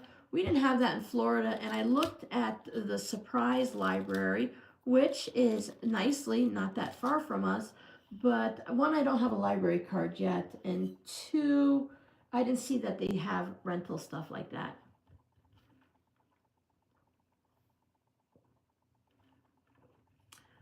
I don't have an RV. My husband and I always thought it'd be really fun to live in an RV afterwards, like even part time, and then just go and like visit the kids and family and stuff. So this one is done. That's the pink one. So that one's all set. I bet you after we press it, I can almost, with this paper, I can almost go like this and pop some of the seams. Nope, I lied to myself. All right. We got another red one. I have watched YouTube videos of people who travel during like the summertime and stuff, and they sew from their RV. I always thought it was really kind of cool. Hi, Patricia. Yeah, you can, we're recycling. We're using up our scraps. We're using up the papers that come with it. They're sturdier than tissue paper because, I don't know, if they have a little, like a wax on. It doesn't feel like a wax, but it's shiny and stuff. So I don't know what kind of paper it is, but it works really well. You could attempt to use tissue paper if you have some, but I think it would tear a lot. So that might be an issue.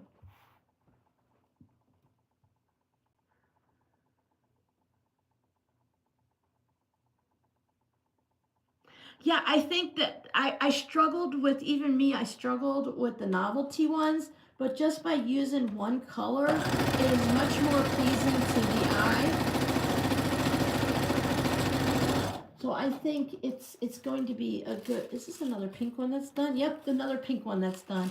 So I think just having the colors like this, it just makes it a little bit prettier and stuff. So since most people, I haven't heard any complaints yet that you guys all seem to, oh, this one's done, like this view, we can try this again, especially when we're just sitting and sewing and stuff. Well, if I have to go to different areas, it makes it harder.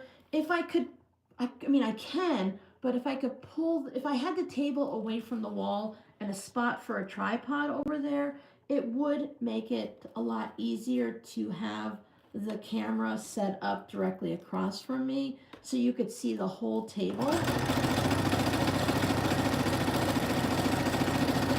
I don't know if that's a possible thing in this room, but we're only going to be in this house possibly. My daughter signed the lease, so we're going to be here for another year. But after that, I don't know where we're going to be. We'll be in Arizona, you know, I don't know. As far as I know, we are. Things are changing already, and we might not be in Surprise next year. But we're not going to be, you know, well, Arizona's, yes, it's a big state, but it's not like long like Florida. So we'll still be somewhere around here. We might be a little further south. That could be interesting. But I don't know. Walmart does have, yeah, some basic simple machines. You wouldn't need anything too complicated if you're just sewing, you know, squares together and stuff. You like this view, Jackie? Thank you. Now this one is, I cut it off from a long strip. This is left over from my patrons because I know we used this on a Valentine's project in Florida. It has a seam in it. It's the same fabric. So instead of cutting it from way over here, I just cut it to incorporate it. So I'll put the seam in. We put seams in our projects, so it's fine. Just tell that little inner voice to be quiet. Whoops. I went over and flipped my seam, of course. And then we have some green. Laura likes the view too. Okay, good, thank you. Whoop. Oh, I'm seeing some rainbow yarn. That's real pretty. Okay, so yeah, prep work ahead of time, and then maybe you might, you know, pick up another hobby. Maybe you might want to do some hand embroidery while you're traveling, or cross stitch, or maybe you want to do, or you can hand sew. I love to hand sew blocks together. I did a series when another YouTube channel was teaching it, and I loved hand stitching my blocks together. English paper piecing. There's always knitting and crochet, but if you plan ahead, that's the hard part, right? Planning ahead. And maybe when you're traveling, you need to create your own charm packs or something and just change up a little bit what you make. Because there's so many tools that we need and supplies and everything that it can become difficult. So depending on if you travel a lot or a little, you know, maybe you need different things. A lot of those are going to be finished.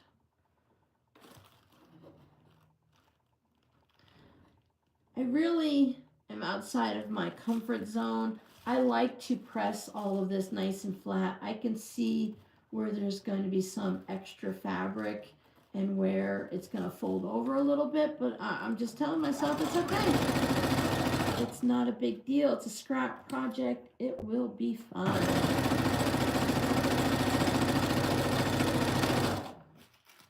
If anyone was worried, I won't be doing another one of these on Friday. The first video did so well that I wanted to make sure I took advantage of it and put another one up. I want this one. I'm going to cut this up here. You know, I had to take advantage of the situation. I had planned on doing the batting video for a while. It wasn't planned for that day specifically. We were supposed to do a Valentine's Day pot holder. So we'll have to do that on the 24th.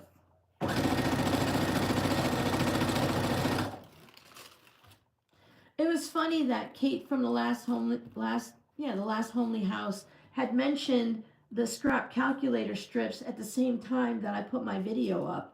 Because I didn't watch her video before I did mine or anything, so it was like perfect timing. So we had some of her people come over.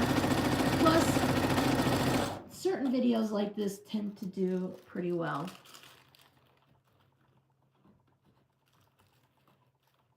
I saw the folding cutting mats.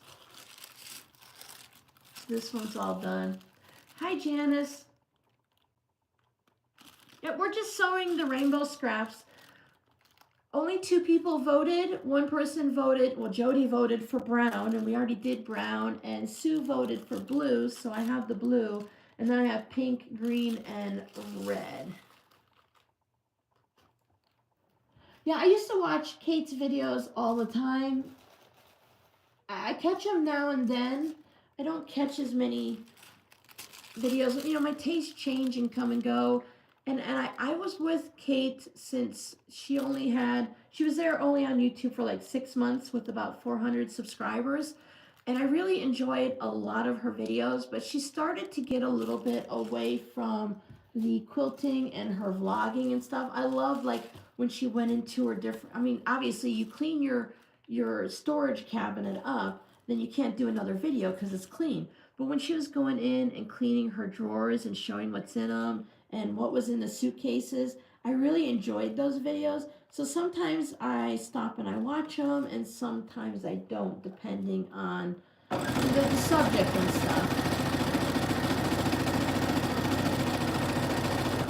My YouTube goes like this sometimes, and then when I get back up like this, I'll go back through and I'll watch all of Kate's older videos and check out everything I missed. And then when I'm like, okay, I'm looking for something new, like right now I'm watching a lot of knitters and crocheters and small business people. So I've been kind of a little bit away from stuff. So then when I'm done with that, I'll come back and watch other things. It keeps me from zoning out and not being interested. Ooh, marketplace, yes. Thanks, Sharon. Yeah, the greens are fun. I like green. I like green grass and leaves and stuff like that. So I like the green fabrics. I'm getting used to the golds and the browns and stuff. They're not normally my colors. A huge cabinet, right, Connie? I love the mystery of those drawers. I mean, you might find like a yo-yo and, you know, $3 and then some fabric and something she's been looking for forever she found in there. It was just, I like that mystery of it. It was really fun. I haven't checked out her garden channel yet, but that's on my list because she's always had a really nice garden. Yeah, see, when I was slowing down on watching some of the videos, she'd stopped working in the garden and stuff like that. So like I said, all the things I really loved, she got sick and everything, and we went through COVID and all that. So, you know, things change up a little bit, but I find my way back, and I always watch to see what comes through and watch the ones that intrigue me. And I kind of figure that's probably what most people do, you know, with my channel and other channels. Done.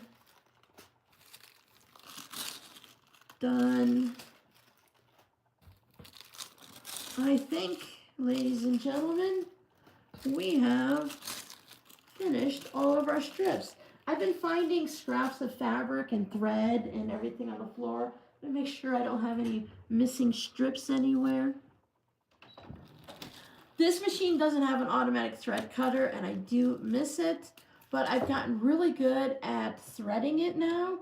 I can feel when you come through and you put it on. I know you guys can't really see, but for those of you, I had a video about how to do this, and I kind of got a little bit better since then. But I hold the thread, and when the hook goes, I still hold the thread, and I let the thing go through that's going to grab the thread, and I put it in there, and I start at the bottom and lift it up. There's a real tiny hook that goes through, and then you can feel the hook grabbing it, and then you can just pull it through. So that's really fun. So let me wake up the iron. And let me take care of all of this. I'll get this all out of the way, and we'll go ahead and we will press our fabrics. And look, I still have all of these that are sorted that can go onto strips again. So I will probably put those, maybe I'll put them all in the same containers so that I'll have them and I won't have to sort through and look for them the next time. My cats talk in their sleep. It's crazy. I'm just gonna move my sewing machine stuff out of the way. Oops, sorry, right in my view. So I can move this out of the way. Here, I'll turn it around so you can see the other side of it, maybe. There's my pineapples. Sewing machine mat folds up nicely. All right, the iron's connected. Now remember, I have the old TV dinner tray. It's covered with tin foil and some batting and some of the Insulbright and a couple layers of fabric. And then I put my wool mat on it because look, I have a brand new cutting mat. Oh, pants are riding up. And when your pants get kind of stuck.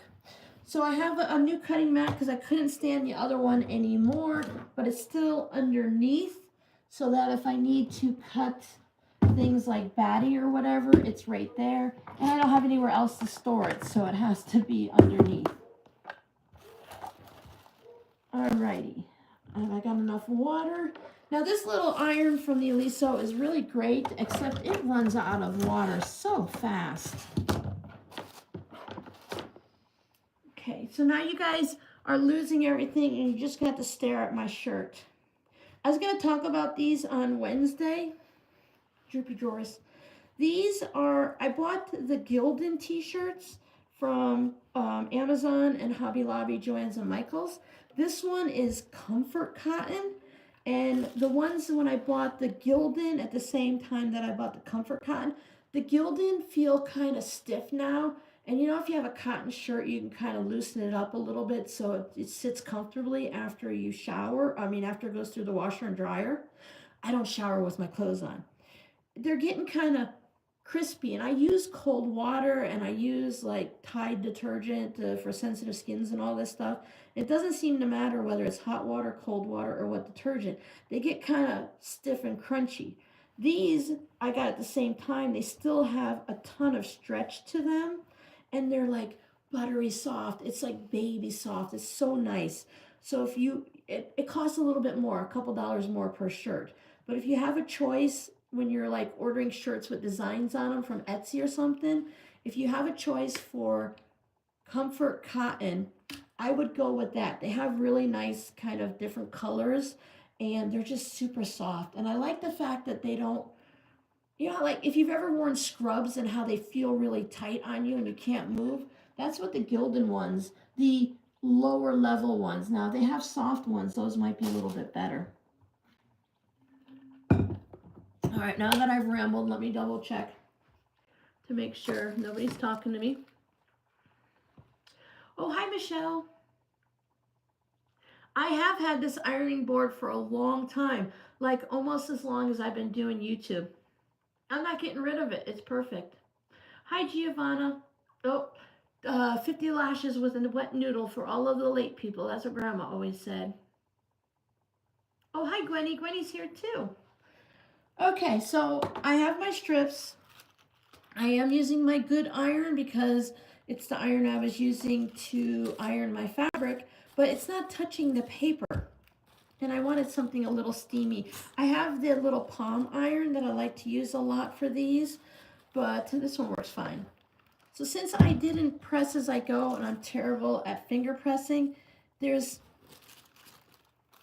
this, you get like these little ripples of fabric. It's not super tight and there's little tucks and stuff.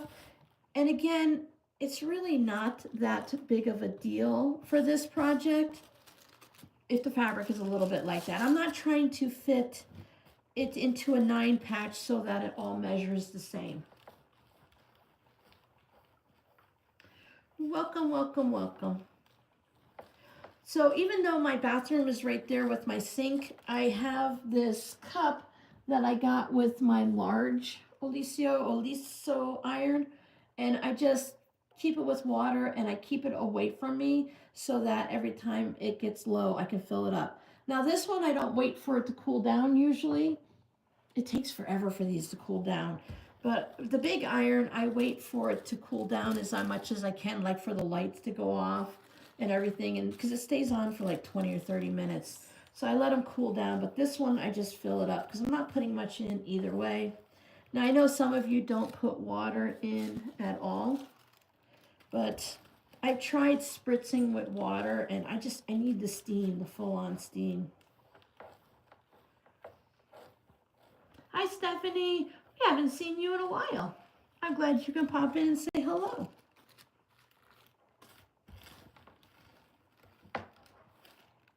This is the last one that's on, so I'll press them all that way because that's the way they're going.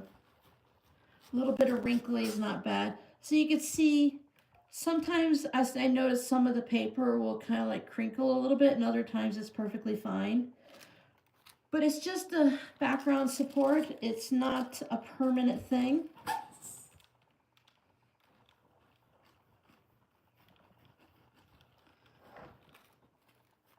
By doing more than one strip at a time, by chain piecing like that, look, it's 12:20.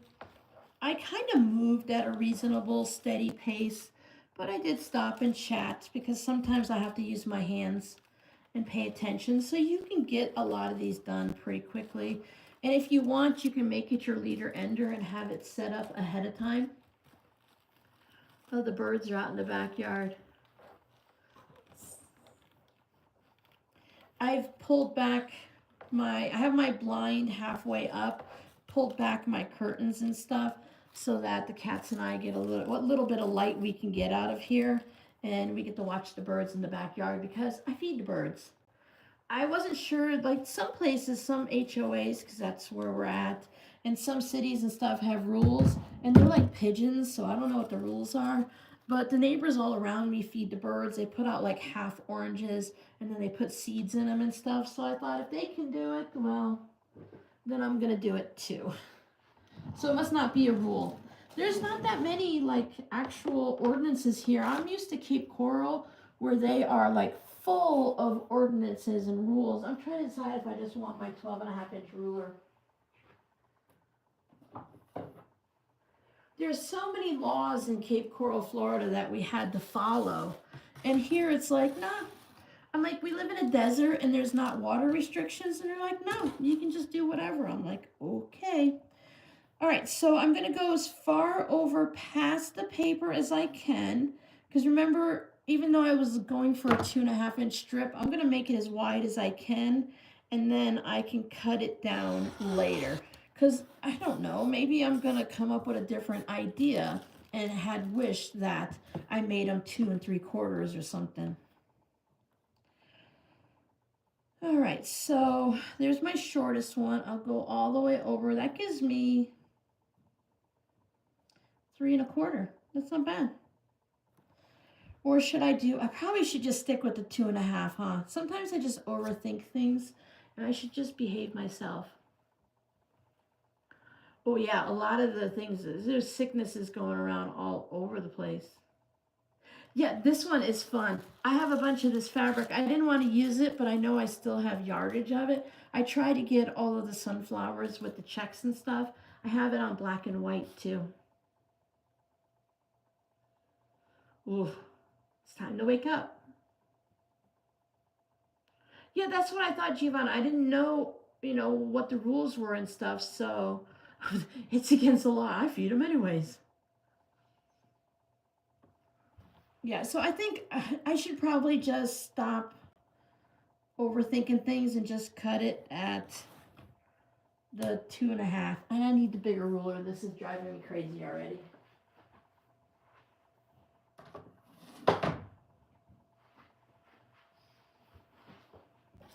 So let me go ahead and just go a little bit shorter on this side, and I'll do the 2.5.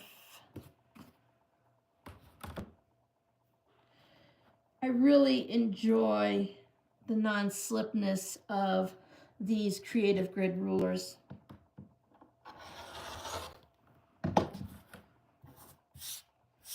I have marks on it. I went with the Fisker's cutting mat because they have the warranty, so when it wears out, if it gets really like grooves and chunks and stuff taken out of it, they'll go ahead and replace it. That's what they did for me with my last one.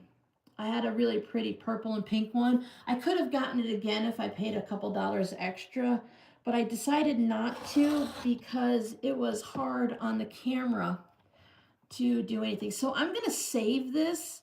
Now, if I didn't make little note cards and stuff, I might just save some of the longer pieces here. Let me put it back where you guys can see. So I'm going to save this, and then I'm going to collect them and then see if I can use them for Scrappy note cards. Oh, too many cats. Yeah, we don't have cats here. We have a few dogs, and they bark at all hours. Exactly, right? They were there. They need to live.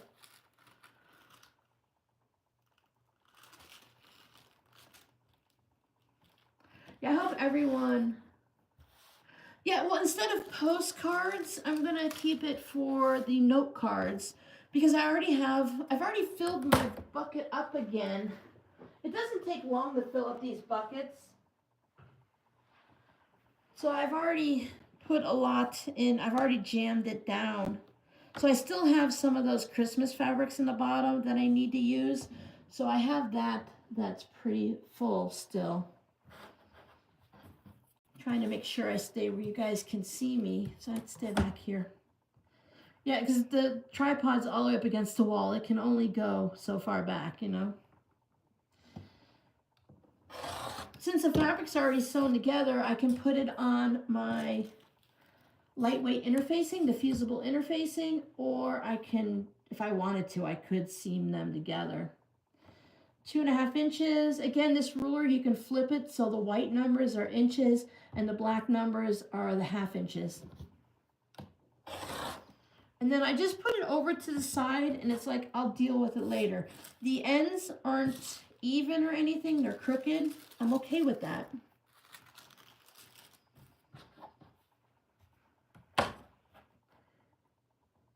Dollar Tree's gotten better with their wrapping paper, but the Dollar Tree wrapping paper used to be the thin ones. If you find the cheaper versions again, they're really great for this too, because it's so thin, it just tears easily. I also need to make a new, because this is my placemat when I eat, because I eat right here in my room. This is from a doll quilt swap that I did on Flickr, like 2003 or something like that. So this one, all it says is made for Robin. Everything is washed away on the back. So I'd have to look on my Flickr to see who made it. So this is getting kind of faded and worn out, and I'd like to have something brighter and maybe a little bit larger to cover more of the table. So I can use that when I'm eating, or also if I just want to work here and not put things directly on the cutting mat, then I can do that too and add a little bit more color to my space. Yeah, I love my creative grids. I like to switch over to all of them, at least for the larger bits and stuff. But skate tape? Huh. That's interesting. Yeah, I love to use the leftovers. And I know what I do now. I know what I enjoy and what my process is. So it's interesting because I think like all of my papers weren't cut the same, because this paper was supposed to be 2.5 inches and there's extra fabric on the side. So I'm going to guess that not everything was perfect. Like it wasn't created perfectly. I didn't cut it perfectly, and it maybe shrunk a little between sewing and the iron. Who knows?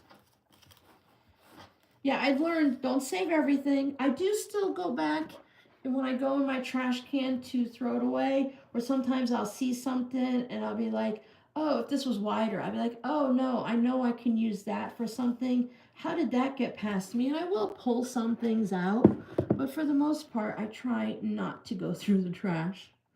But if I come to your house, I will definitely, if you let me, can I go through your trash? Can I pick out some of your scraps that you don't want? Because you got such fun colors. Ooh, ginger tea, yum. Cloves and cinnamon. Cinnamon's nice. I have to be really careful because I have such a sensitive tummy. I'm going to come right off the mat if I keep going like this, right off the table.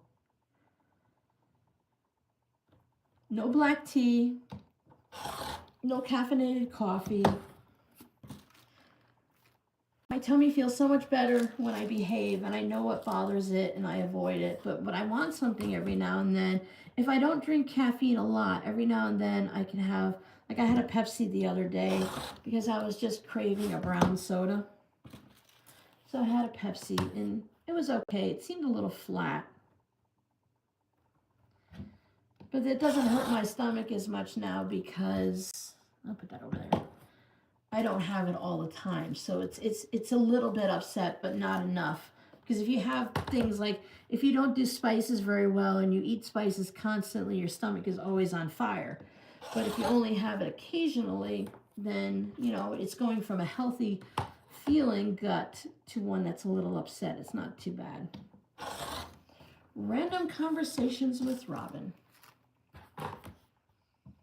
We're basically creating our own jelly roll strips. Oh yeah, I want to get back. I found my paper bead supply and I would really love to get back to making paper beads. Fabric ones would be nice too. I just need to get the clear coating to go on the outside to make them waterproof and to make them nice and sturdy.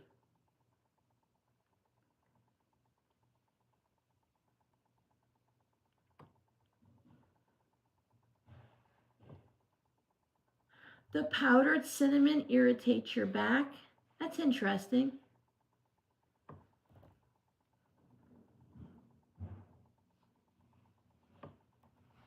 It's very interesting. The sticks are nice too, so you can stir.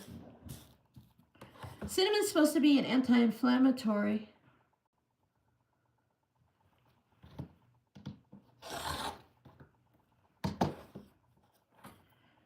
Somebody's in the kitchen. I can hear her moving around.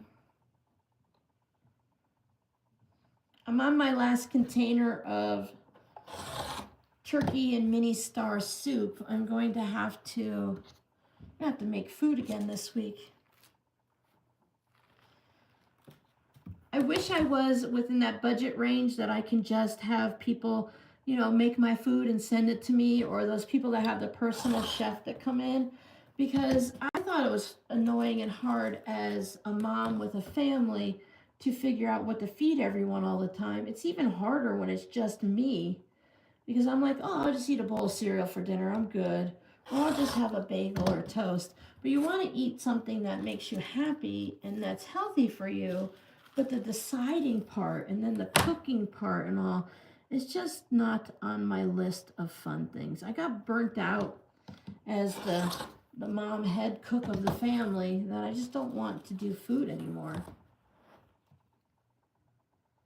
It took me a bit, but I have my food pantry all set up here now. The Mod Podge, yeah, no, Mod Podge, it should be fine here in Arizona, but in Florida, it got tacky. There's like a shellacky type stuff that's special for doing it, that you dip it in, and it kind of, it protects the paper, and it'll protect the inside and everything, and it kind of coats it. And then you have to like put these strings over, and you let them all hang and drip dry and everything. It's a whole process, but they turn out so pretty and so shiny. Oh yeah, I still have my containers of paper beads. I really loved it, to make the own paper and stuff like that. That's fun.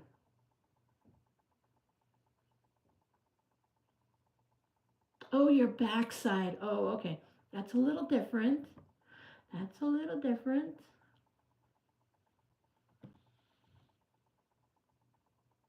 Yeah. All right, I have to look up skate tape now that everyone's talking about it. Skate tape, skate tape, skate tape. I mean, is it? Okay, it's a skateboard grip tape. All right, I know I wasn't paying attention because I missed something. What are we skate taping? Is that for the beads? Because I don't think it's for this, right? You're not sewing on that. Protects the leather from scrapes and scratches and scuff marks for ice skates.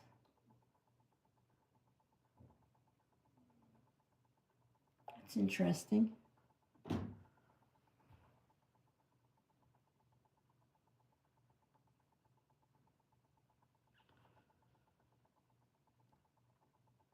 Oh, for the rulers? To stop them from sliding?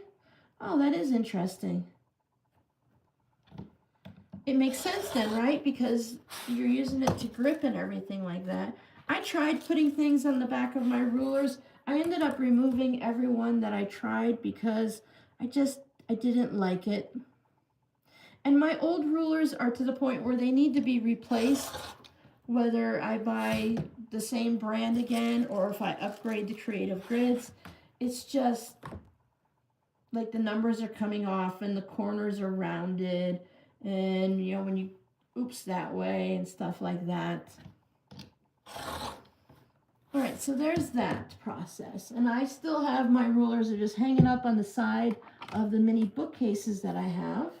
Not many, but mini. So here's this mess. That mess I'll deal with later. We'll put you here. No, we'll put you back over here. Hydrate time.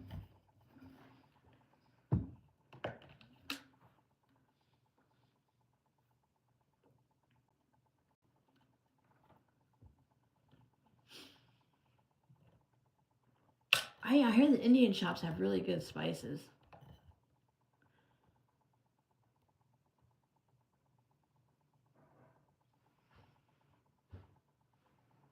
Oh, there goes the ads again.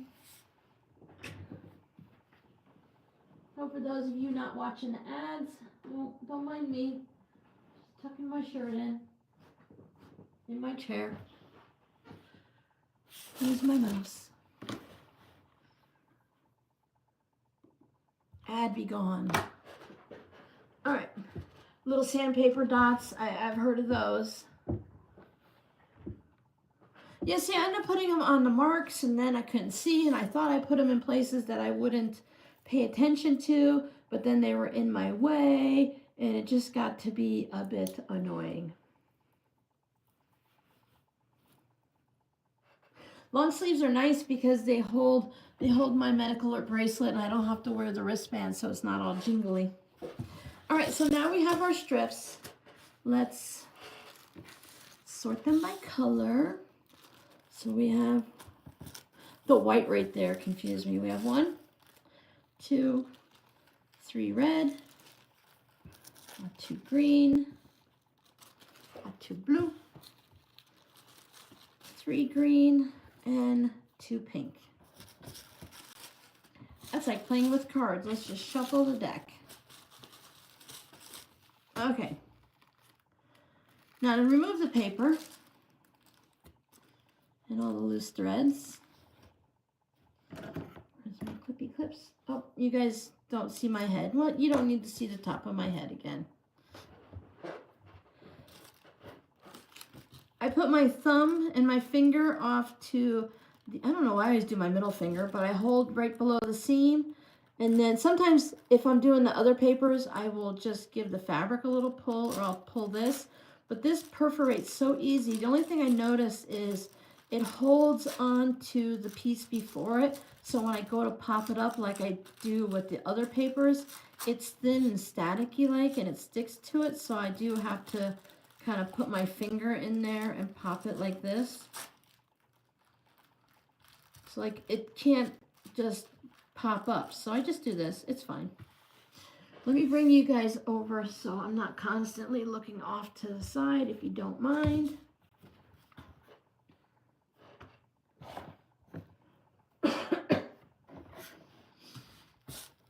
Yeah, so the True Grips. I used the little dots that I received. Someone sent to me from Missouri Star.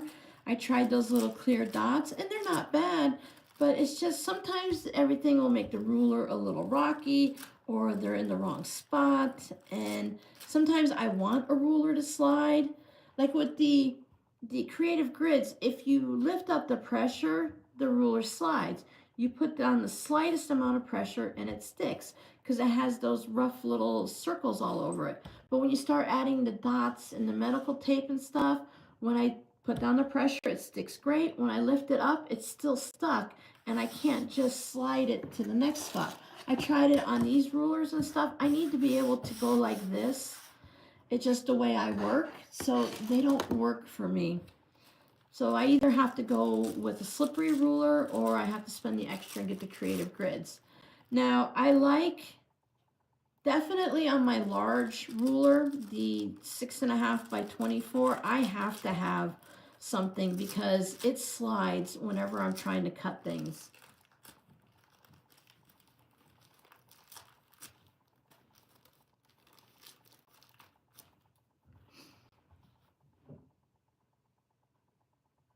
I haven't had problems with anything coming off. I still have little spots on my rulers from when I did take the things off. I'll have to clean it. I don't even think about cleaning them with alcohol. Yeah, this paper comes off really nicely. It's super quick. Like I said, it just, you find your rhythm, you get your finger in there, and any little bits, I really feel like they're gonna wash away.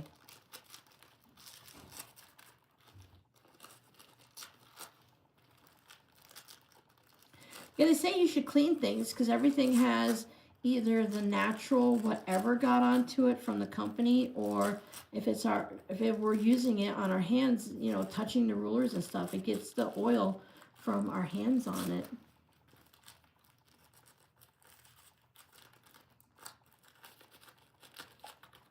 I have to look around here for like a butcher shop or something to get some of the good stuff. I'm not really shopping this month. I'm doing my own personal. I like to do the pantry challenge in January. I just restocked all of my pantry items in my freezer. So now I need to eat through it. And then when it gets down to about a half full again, I'll start shopping again, and then I'll just keep repeating that cycle. I'll eat through it. So now these do, some of them have, I had a question from one of the last videos, how do I get bias edges on these fabrics? So because you don't know where the scraps came from, some of them have a little bias here and some of them don't. So it depends on how, like this one doesn't have any bias at all, but this one I can stretch. So it depends on where the fabric was cut from.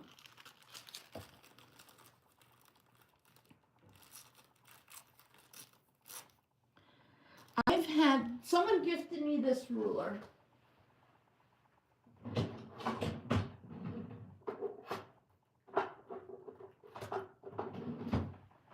So normally I have the Omni Grip rulers. Someone sent me this Fiskars one, and I think it's great because it's 8.5 inches and I don't have it. But I'm struggling with seeing because I haven't, my eyes and brain haven't connected the way the lines work. When normally I have this ruler and you have these really bright lines to help zoom your eye into it, and it has the different marks.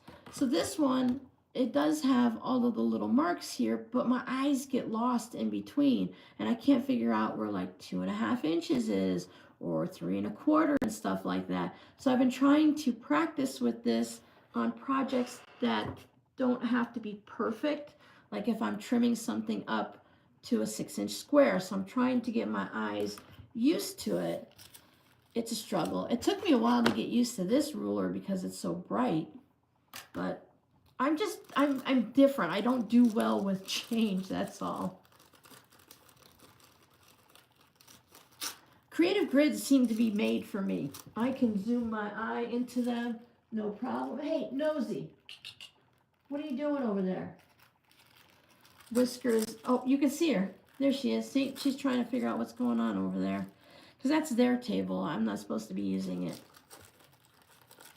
I've tried the hand grips and the shower things. I have those. I've tried those. Because some of you guys try things and you don't like it, so you send it to me to see if I might like it. And then I like it or I don't like it. And then I either give it away to someone else or I just donate it or something like that. I like to try things more than once to see. Sometimes I know like, oh, that's just not going to work for me. And other times I'm like, I should try this. Let me come back in a couple weeks or a month and let me try it again, because it could just be I'm in a grumpy mood or it's the project. Ooh, that's a nice rhythm to that one. So it depends. So I try, like foods, I try them more than once to see. I'm like a child. I need to try them 3 times.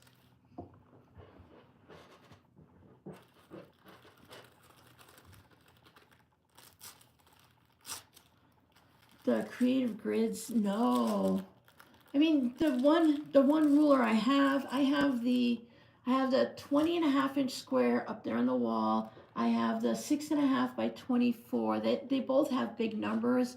And then I have the Stripology ruler that's designed by Gudrun Erla, it looks like. And but it's a creative grids ruler. So they have the nice, bold, big numbers. And, you know, it does pretty good.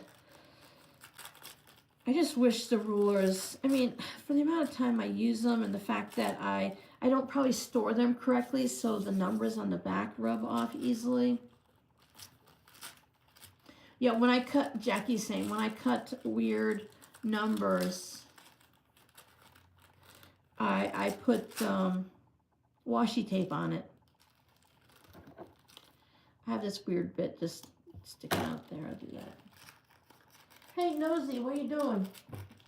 Leave your sister. Oh, yeah, you can see Miss Mocha over there, too. She's been sleeping there the whole time.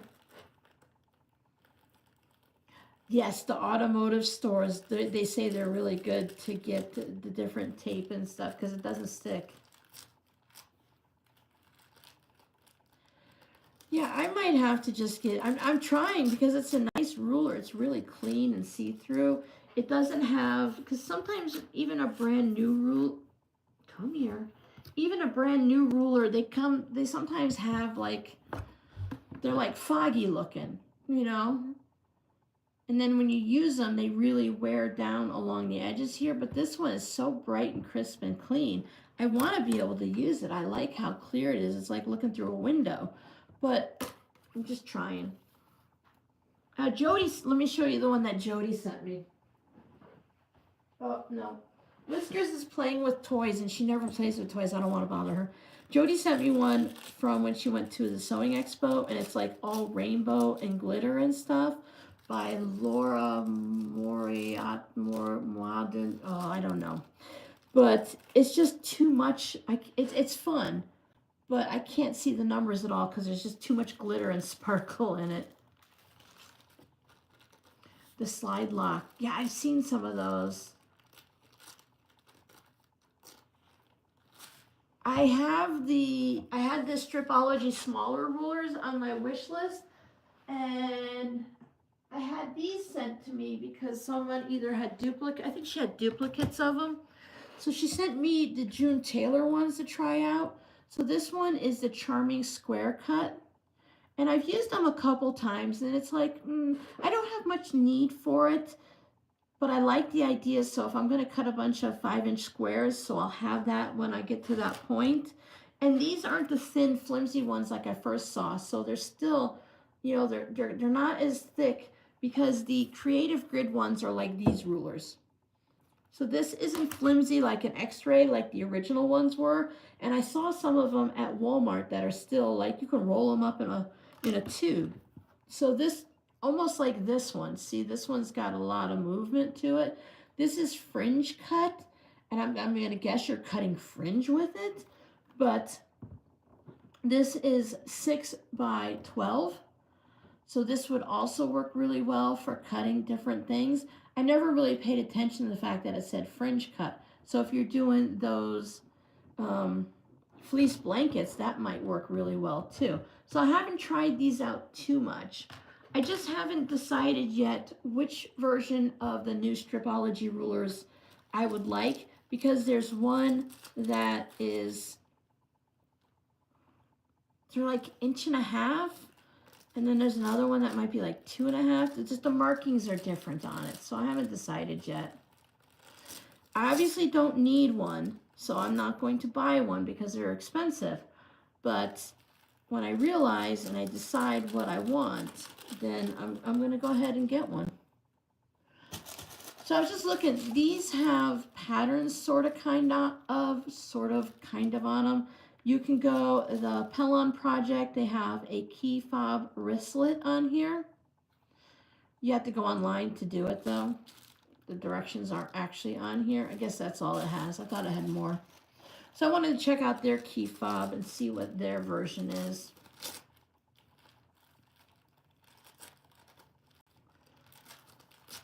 Yeah, it's so hard to, like, where are you going to store rulers? Right now I have, some of them are hanging on the cabinets in the wall. Some of them are on the black bookshelf, just between the bins so they stand up tall. And the smaller ones are all sitting in one of the drawers in that white cabinet right there. Drawer number 5. Drawer number 4 has my chargers. Drawer number 1 has thread. Drawer number 2 has scissors. I have to memorize them based on what's in each. Don't move them around because then I'll never find anything.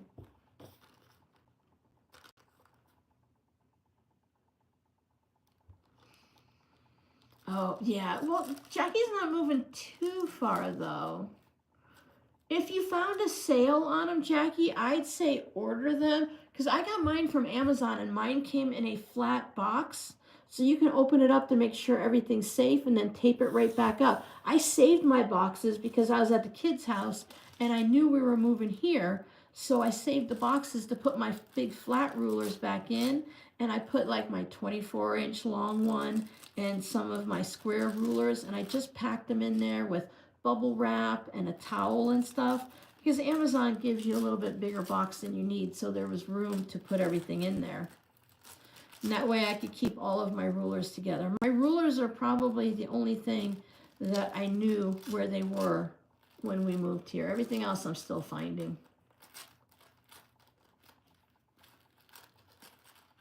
Yeah, they are pretty expensive, especially if you're sending them off to Germany.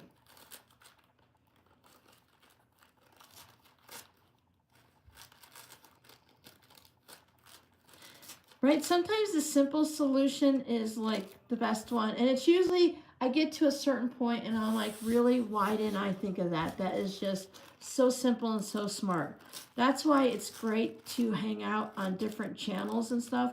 Let's say you only hung out with me, and let's say you hung out with Kate and just get it done quilts. So you're hanging out with 3 channels, and the rest of the time you're watching baking channels or Netflix. You're only going to hear what we have to say. So if you go down in the comments and read people's comments, because the crafty people, most of them are really generous and share their knowledge and help you because they know what it is to struggle to figure things out and to decide what tools to buy. So they like to give the tips and tricks just like I do, so that, well, that's going to stay in the scene, so that, you know, you can maybe have a better option and something you might not have learned, because if you only hang out on 1 or 2 channels, you don't hear as much. So I think it's just really great. Hi, Melanie.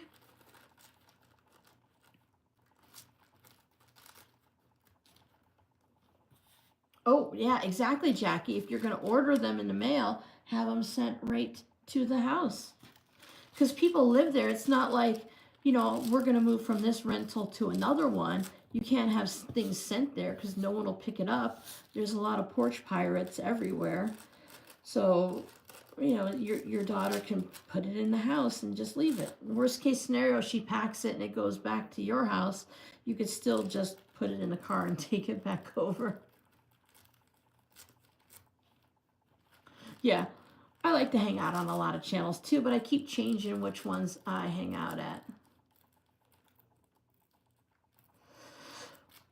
Bye, Alaska Crafty Gal Victoria. Sometimes I like to say your whole name. And also people can see the first part of it. So they see Alaska Crafties, so they know who I'm talking about. So I hope you have a great weekend. We are not going to go live now until February 1st, and we'll be working on the log cabin blocks. Once I finish this, we'll chat for a minute or two, and then I'll be done too. I have to go and do my morning dishes because I didn't do them yet. And then I've got to figure out some stuff to do. I need to get myself a little bit more organized. I feel better when I'm organized and I know what to expect each day when I wake up. I almost have my duffel bag. I figured out the side panels. I just need to trim them down to size and sew them in to see if I had my numbers right. And then those are all set. I had some more yarn come in. I have my last order from Joann's coming in today. They sent it, I think, in 3 or 4 shipments. I have some black fabric. I figured if I'm placing an order, I may as well stock up a little bit of everything. So much for my no-buy January for stuff. But when things go on sale or you just need them, you're better off sometimes to just, if it's in your budget, to add a few extra things on and save on shipping costs. Because if it's like you have to spend $49 for free shipping, but I only want 2 yards of fabric, you're either paying for the shipping or ordering more things. So get them all done in one shot, I say, if it's in the budget. Oh, wow, that was very sweet of them. Sometimes the mailman will bring it to the door, and other times they put it in the little lockers at the big mailbox. Even if it's small enough to fit in there, sometimes a different truck will come by and it'll go right to the door. The glittery ruler? Okay, yeah, the cat's done playing. Let me go. Can you see my girl? She doesn't play very much, and that's a new toy I bought them. So if she's playing, I try not to mess with her because she needs to get moving around. It's been such a stressful couple of years for the girls. All right, excuse me, big girl. Hey, Mama's got to go in this drawer. So here's my drawer. Oh, there it is. Moving down to the bottom. Laura, Laura Monte, she has a channel on here, and it's a sewing and quilting channel. Oh, Sew Whatever. The name is right on there. I saw it. I've never seen it before. Okay, so let me see. Hold on. All I have is a shipping label. Let me grab that. That'll help. Come on. All right. So there's nothing on the reverse side, so you can't see anything there. But on this side, so it's rainbow, and it's really cool, but there's so much glitter and speckles everywhere. Can you see all that shininess on there? So when I put it on my table, all of that glittery stuff, it makes it very difficult to see through. And I don't think it'd be a good, oh, there you go, you see it all? I don't think it's really good for a beginner, but you can teach your eyes, to zone in. My eyes have some issues to begin with, but it's a really pretty ruler. And she's designed them herself, and she was selling them at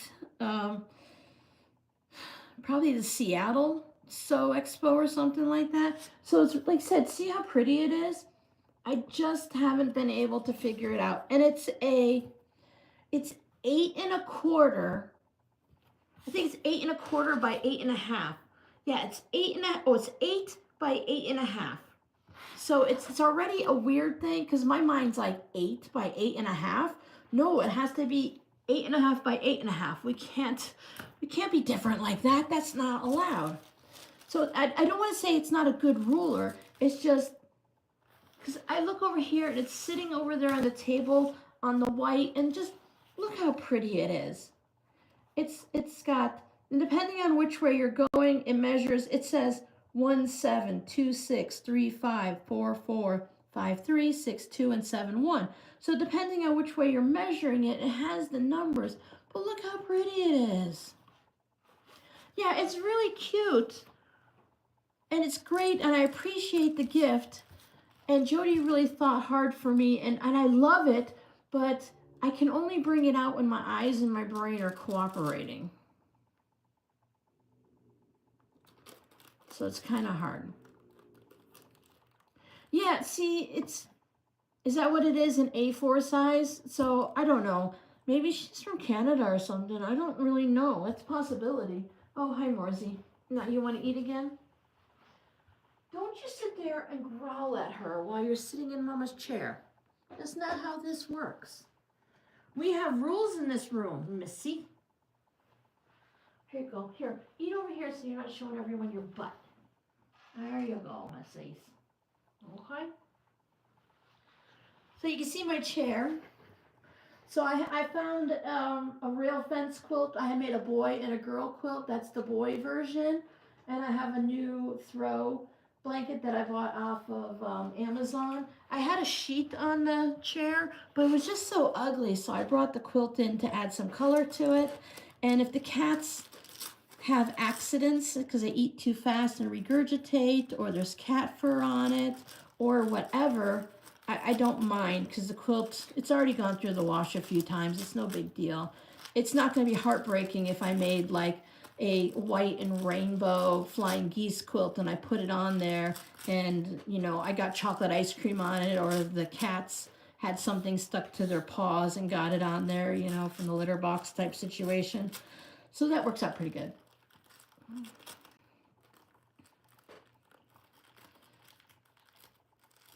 Oh yeah, this is great because the glitter doesn't come off. I don't know how it's on there, but the glitter it's like part of the plastic. Yeah, so the glitter is in the plastic, and then I can feel, this is raised up, so it kind of feels nice. I can feel all that, and I think I should just have this ruler out. Maybe I'll hang this up. I'll put, I can put thumbtacks on the wall. The rental thing is okay with that. I'll put a thumbtack on the wall. Maybe I'll hang this next to my clock so I can, excuse me one second. Let me see. Yeah, the rainbow, the walls are a creamy gray color, depending on how the light hits it. It's gray, but it looks creamy in here. So I think this ruler deserves to be hung up. It's really pretty, but I don't want to use it. I've tried so many times, and maybe I'm not going to get rid of it. You know, it was a gift, and I really appreciate the thought and everything, and I love it, but I just can't see it to use it as the numbers. If I need to cut an 8-inch block, you know, great. You done some more of these? You know, that's great, but not to use it when I'm trying to do 2.5-inch. Or could you imagine trying to do 1.5-inch blocks that I do with my patrons all the time? I couldn't do it. I couldn't do it. Might be able to use it for like postcards or something, or zipper pouches. I try to use it for things like that, where the numbers don't really matter if it's perfect, but overall, I can't do it for specialty blocks. All right, so we need a picture for the thumbnail. Let's see what we got going on here. I don't know why I'm moving that. It's not in the way.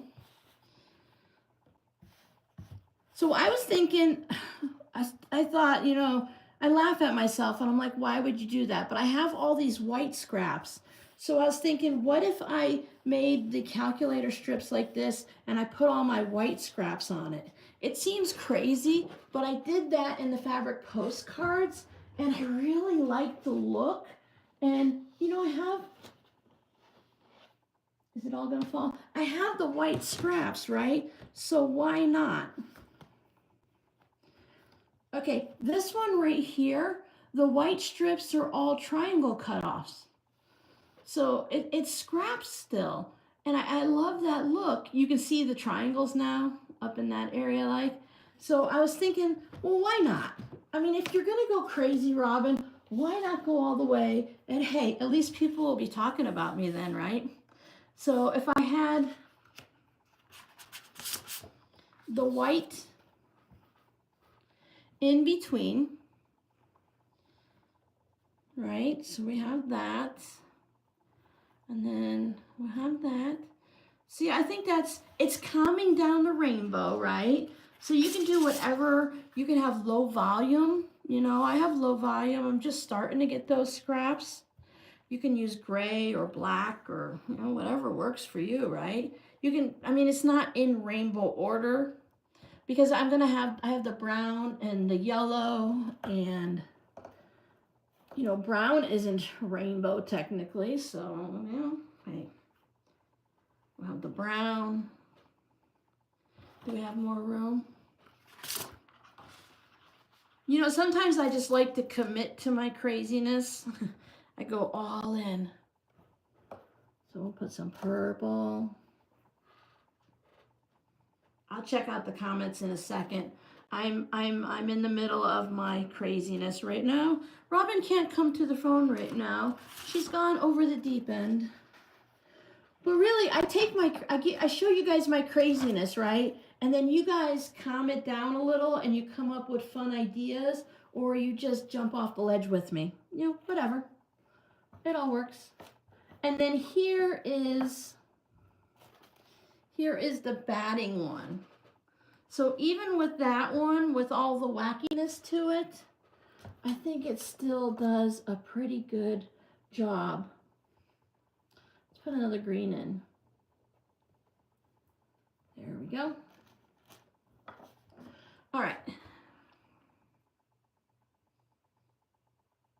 Oh, I'm glad you like it, Sharon. Sometimes I wonder when I make the fabric postcards, I'm like, Robin, you think this great, but do other people just think it's like fabric vomit everywhere? It's just like a total nastiness. And why are people saving my fabric postcards? I really appreciate that you guys like them so much.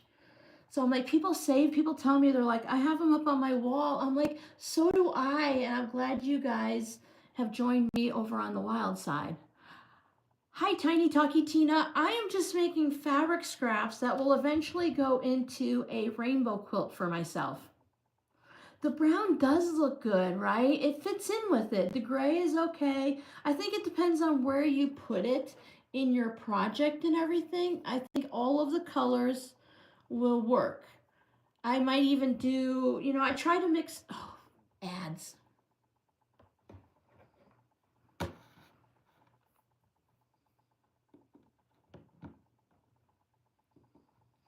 I try to mix the colors so they're like lights and darks and stuff, because you guys can't see, but let me do it this way. So the strips can be all the way, you can just sew these two together and then you have a strip like this. Yeah, a light gray would work, but not if, I'd have to be careful on choosing the grays because I have the gray. So if I wanted to do all the background in a light gray, I would have to buy yardage for it. But so you imagine these, okay, and you can also, hold on. Yeah, no, these are like coin strips. I had it right. But what if you also wanted to do it this way? So you want your coins to go this way versus the long way that way. So this is a coin quilt and this is a coin quilt this way.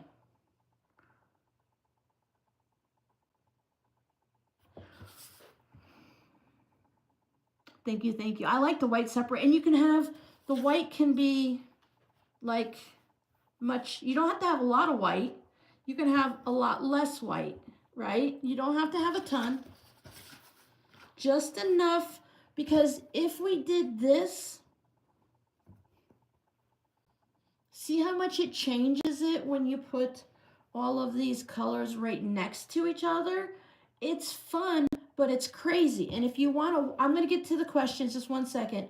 If you want wider strips, look at those, the fabric's actually lined up.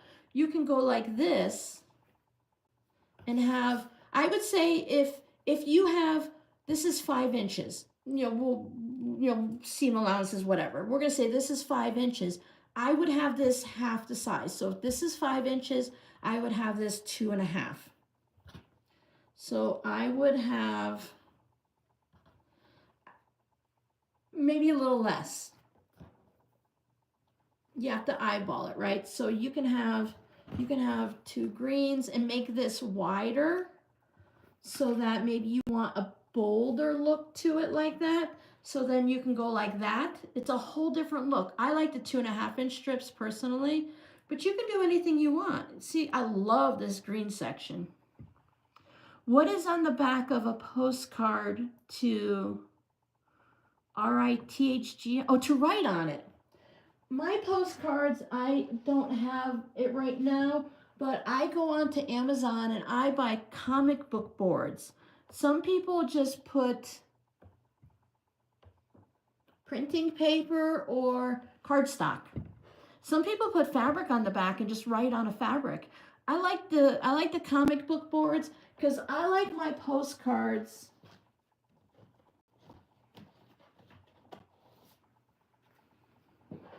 These two already have a new home, but I like my postcards to be able to be stiff. So you can use it as a piece of art and you can like lean it up on your bookshelf or something like that.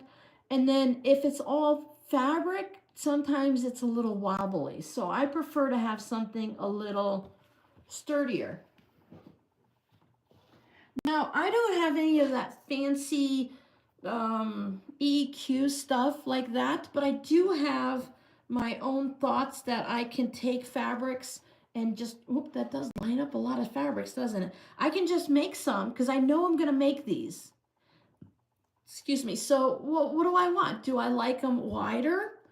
Do I like some of them wide and some of them not? Do I want an all blue quilt? I can make some test ones and then just see, what do I like? How do I want to do it? Do I want it extra wide? I don't have another blue. Look, I have 3 reds. That's interesting. So what do you like? I want to like this one so bad, but even with the white, it's just so much going on. I really just like the one color, and that just might be Robin today, because you guys know I took this and turned it into a crumb curtain and we all loved it. But this is what Robin today likes. So it's fun. Black would make the colors really pop. you want to see black? How about gray? I can do, this is the color gray that most of you seem to like. So you make, whoops, on the floor. Man down, man down. So we can do it like, so this is what it looks like when you have the darker color in there. But if we were to use, oh, there it is. If we were to use the gray on the gray, now when you do this, do like I do. Either make a video for yourself on your phone or take a picture and just look at it and say, does the gray disappear on here? Maybe I don't like the gray background. Well, I sure like these sparkly purple fabrics. I don't buy sparkly fabric very much, but I love it in little scraps. So do my colors look better on the white or the gray? And then I haven't left you. I have black fabric coming. This is kind of grunge, but maybe we can get the same idea from it. This is how I choose. If you've been with me in my Patreon group, you know I just lay fabrics down and then I lay fabrics on top of it. And then that's how I choose my fabrics. I'm very, very scientific about this. All right, so there it is on sort of black, because I don't know where any black fabric is. I tend to use it up before. It's one of the fabrics I use a lot. So, I don't know. I like the white. The white really makes it pop. Yeah, you can do the Fibonacci. There's stripe generators that crocheters and knitters use online, and it'll tell you, like, it's like if you say, I have these colors, 5 colors or something like that, and then you tell it you want to have stripes with white fabrics alternating, and it'll give you a formula, and it'll show you, like, this one is 4 inches, this one is 2 inches, this one's 1.25 inches, this one's 1.25 inches, this one's 6 inches, this one's 2.5, and it just looks pleasing to the eye. I like the white. The white really makes all the colors pop because it's making all of the colors pop, where some of them will pop on this grungy black, some of them will pop on the gray, but all of them pop on the white. Even when you're using your label paper, it's white, it works. So I think no matter what you choose, and look, if you absolutely do nothing with it and you make all these strips, you can give them to the grandkids to play with. You know, take them up to an elementary school or a daycare or something, and the kids would have fun with them. The kids will show you how to put them together because they're always really creative. So if I'm only doing rainbow colors, I could imagine just doing rainbow all the way across. If I'm bringing in browns and creams and golds and grays and black, I won't use the black because I have another project for my blacks where I'm doing that rainbow X marks it. I've made, 2 blocks for it, but I want to make more. I wouldn't use them here because I wouldn't want to use them up, but this really appeals to me.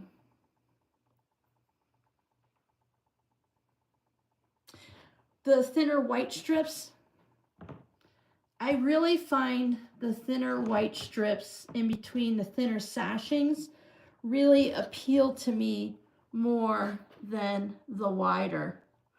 Where's my rulers? I have enough of them. So I'm thinking, to cut my strips, my sashing at 1.5 inches, and then the 2.5 inch strips.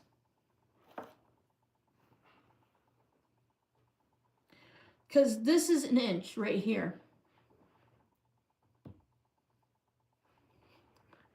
This is a t-shirt, It's from, this one's from KFC, and the one that's on the bottom is from Wendy's. When my kids throw away their shirts, I save them because I let the cats the cats get on my chair whether I want them to or not. But because it has a mesh back, it's like allowing them to get after my wool mats. They think it's a scratching post. Plus, I have some shorts that have Velcro on the back, and they started wearing it out, so I have to put a shirt on it. Eventually, I'm going to do something like this, or just something like this, and I'm gonna make a shower cap cover with the elastic that just covers the seat and covers the back, so I can have something fun besides black t-shirts.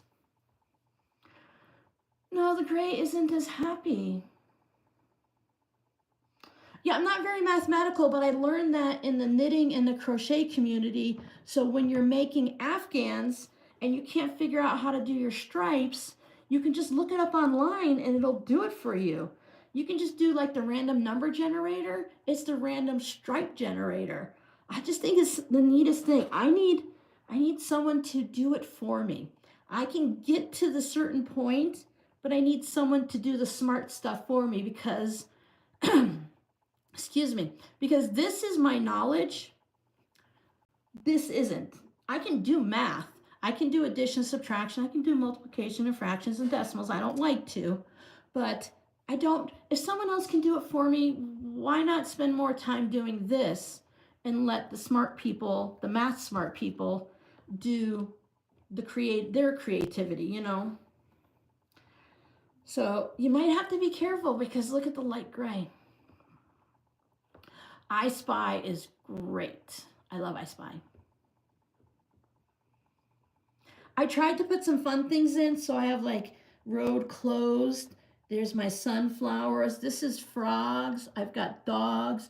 Pepsi. There's sports teams. This is a coffee fabric. There's other dogs. And then like this one, because I wanted 3.5-inch strips. So if I had a 7-inch, I cut it in half. So you can almost do a matching game because kids are really great at finding stuff where us adults, it might take a little while. So I tried to have duplicate fabrics in each strip. It's just fun. Oh yeah, much cooler. You don't want to stick to things.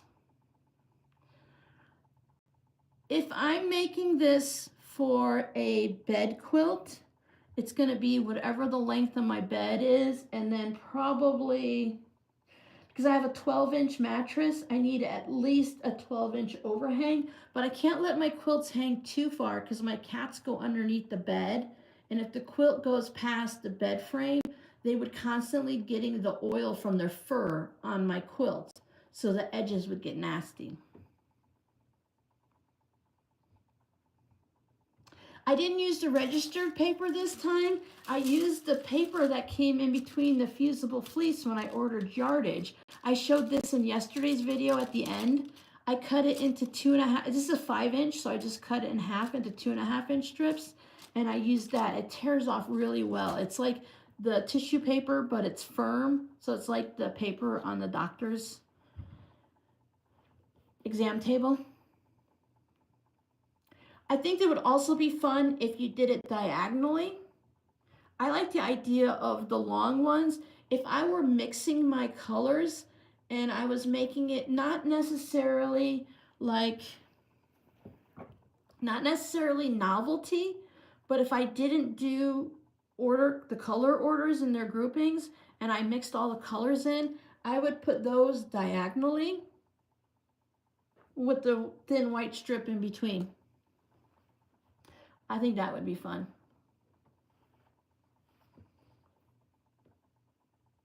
Yeah, the kitties, the baby girls, they just need on everything. My chair, I have the quilt on it, but it's only a lap size quilt. So I have one side has a gray t-shirt going over the edge because if they see the sides of the chair, they're gonna claw on it. They really like the arm areas, so I always have to cover everything. I never thought about saving it either. I crinkle it up and let my cats play with it. I can put it in 3 separate pieces and they have fun with it, but That was 10 yards of it. And when I was wrapping it up onto one of the cardboard bolts, because Joanne just went like this and threw it in a box, like Joanne's a real person. She just rolled it up and threw it in the box. So I wanted to put it on the cardboard, and then I could put it on top of a bookcase in my closet. So as that was coming off, I'm like, I was doing these videos, so I thought, wow, that is the perfect. And there's 10 yards of this, and it's totally free. That's okay. That's 360 feet. You know how many quilts I can make with that? You wouldn't need to take charm squares and sew it on here, but if someone needed help, you know, I mean, there's things some people need to do things differently than others. Then, you know, maybe you'll find a use for that. Well, the brown paper that comes like in the Walmart and the Amazon ones that they crinkle up to pack with, those are great for kids to draw on, or I've used them to repack, I've used them to wrap gifts. Diagonally would be awesome.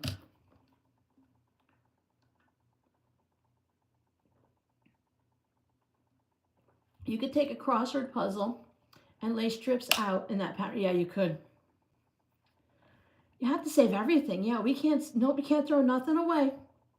As soon as you throw something away, you're going to watch a video on someone's channel and they're going to tell you that I've been saving these for 10 years and I finally found a use for them. And I'm like, dang, I just threw them away and the trash man already came. Happens all the time. No, yeah, you can't save everything. No. Have you seen the ones where the crossword patchwork quilts where they put like family names on it and stuff instead of the crosswords? Like Scrabble and stuff. Those are really fun.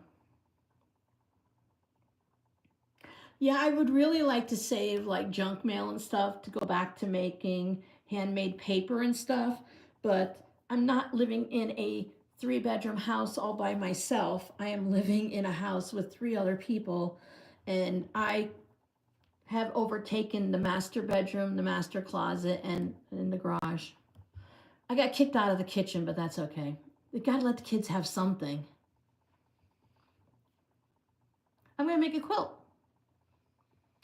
I'm gonna call this my 5-year project because I'm gonna set this aside and I'm gonna get busy and I'm gonna get excited about the next thing, and it's gonna sit in the container until I go to clean looking for something else, and I'll come across it and then I'll get all excited again and I'll work on it again. Because projects like these really need, oh, this is I don't know, can you see this fabric? It's got like leaves on it.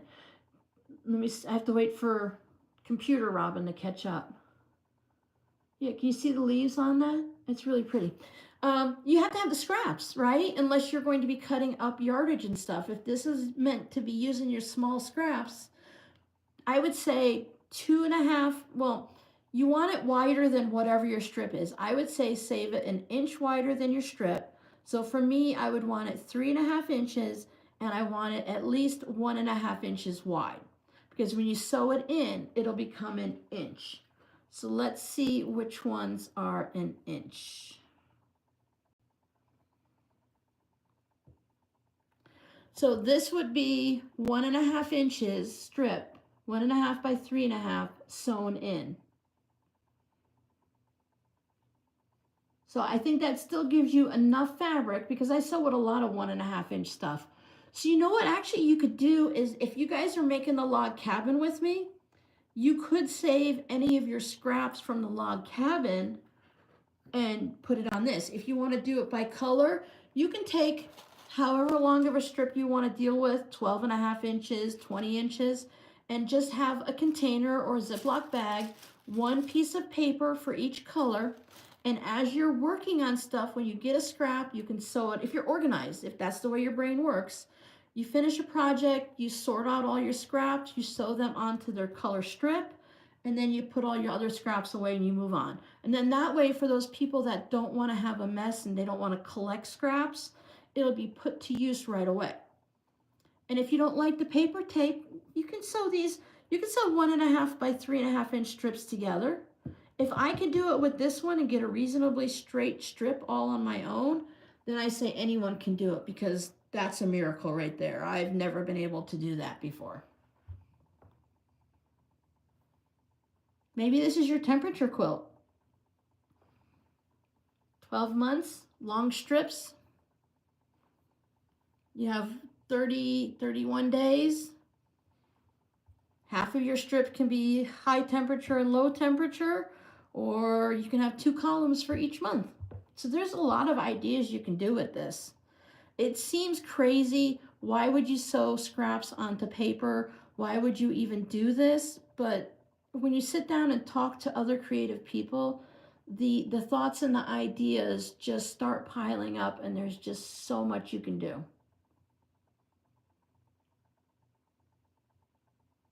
Yeah, the junk mail is really great for hexagon cardstock stuff.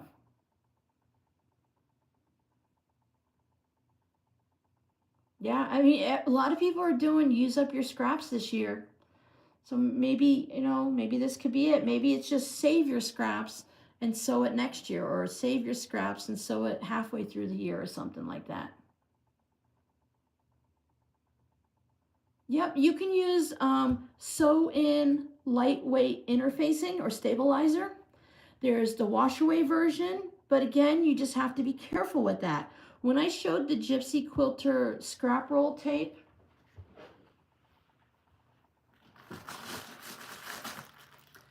I made someone really, really mad when I used this tape and I went ahead and I got it wet and I used steam on my iron and something and stuff like that. That person was so mad at me. But if you use this, you can either purchase this, but this is, this is $20 or more. You can make your own just like this. Put it around a toilet paper tube or a paper towel tube. So you can take your wash away or your sew-in or your fusible, whatever you want to do. Just be careful with the product. So this one you can't use steam and you don't want to get it wet with a spritz bottle. You guys saw what happened. That's the gray strip. Now the gray strip still feels pretty starchy. I haven't touched these strips too much until today. But yeah, I think this is a great product. I just think that my mind says, there's no way, Robin, you're spending $20 on it. But if it went on sale, if I found this, if I went to the thrift store today, because we have Goodwills here. If I went to Goodwill and I saw 4 of these and they were like $2 each, I would buy them 100%. And I would use them. I will use these because then you can just leave it in. But if you use featherweight and lightweight interfacing, you can leave it on. You don't even have to take the papers off. So if what's stopping you is the papers, find a way around it. Yep, cardboard boxes, those are good too. Yep, when you go to a thrift store and they have that fabric when you hold it up and you can see your hands through it, you can see the writing on a newspaper through the fabric. That's kind of fabric you use on the back. They use that on string blocks. So if you're going to do a string block on a foundation piece of fabric, why can't you do this? Again, like who we talking to? Stephanie. Stephanie says, be careful if you have light colors, then, if you use like this fabric, you have to make sure whatever you use behind it isn't going to show through your lightest fabrics. So if you wanted to do like I'm thinking about and making long white ones, because I have this bin of white fabric. This thing is full and there's not much. I can get some 1.5 inch, maybe 2 or 2.5 inch squares out of it, but mostly this is just little bits like this that I saved for doing postcards and stuff. This would work great as the white strips in between. This is free. Buying new yardage costs like $15 a yard, depending on where you buy it and whether or not you got it on sale. This cost me money before, but now this piece, it can get used, for there. Yeah, make do with what you have, or do without, Grandma always said. Make do with the tools you have on hand. Because if I can do the white here, and I don't buy this fabric, now I can buy the backing fabric. and have something fun for the backing, right? They say, you know, you have to be a good steward with your money. You have to be careful. You can do whatever you want. It's your money. You can do anything you want. But what I learned is if I go crazy and buy a ton of fabric, I'm still sewing with that same fabric. I have finally gone through the fabric when I first started quilting. When Walmart had decent fabric and they were selling it on sale for $1 a yard, my husband's like, buy everything. He made me get 5 yards of every fabric they had. And I've finally gone through the yardage of it, and now I just have some scraps left. But some of the fabric, I'm like, I don't like that fabric anymore. I don't want to use it anymore. I'm tired of seeing it. I've been sewing with it forever. So it's the same thing. I know what I like better now. So when I see something like I'll show you my recent Joann's purchases, except for the black fabric that hasn't come in yet. I am always running out of white neutrals and grays. So I bought yardage, because you have to buy 2 yards online from Joann's. So I bought, this is gray with white lines in it. It's a really pretty fabric. Y'all probably know that I love the white on white with the swirls. And this is this fabric, but it's white on white. So it's the cross hatching. So I really love this. So now I know I can buy 5 yards of these, and by the end of the year, that fabric's going to be gone. But if I buy 5 yards of this, even though I love it, how many times am I going to put that fabric in a project? So I've learned that I can buy more fabric if I buy a 1/4 yard than if I buy yardage. So we just have to be careful with what we buy and make sure we're going to use it, because we sure don't want to have it 20 years from now. Unless it's a favorite like Liberty fabric or something like that. That stuff is timeless. Ruby Star, things like that people use over and over, right? They love that stuff. So I try to be careful, and my goal is, this is my goal for this year, is anytime I buy fabric, other than the background stuff like this, I have to use my fabric by the end of the year. So if I look over on that shelf where the fabric is that I've purchased and I put it into my shop account, not that I sell on Etsy, but the stuff that I buy to make things, when I look over there and if I still see that I have this purple fabric and I bought a yard of it and I still have a 1/4 yard, then I need to figure out what to make, because I want that. I don't want to inventory the fabric at the end of the year. That's my plan. That'd be my plan. Yep, Goodwill has the very inexpensive sheets, and they've been washed so many times, even if they have holes in them. Sometimes places will put things on discount at thrift stores if it has a hole in it. You don't care if it has a hole in it. It's going to work. 25 cents a yard, wow. Yeah, first time test runs. Exactly. I always tell everyone, test out your project first before you cut all your fabric. Maybe you misread the pattern, maybe the pattern's wrong, or maybe you just don't like making that block. And if you have to make 50 of them, you better like making that block. I do dislike all of the threads that are always there, though. I get Walmart delivery a lot, so I don't get receipts from the store.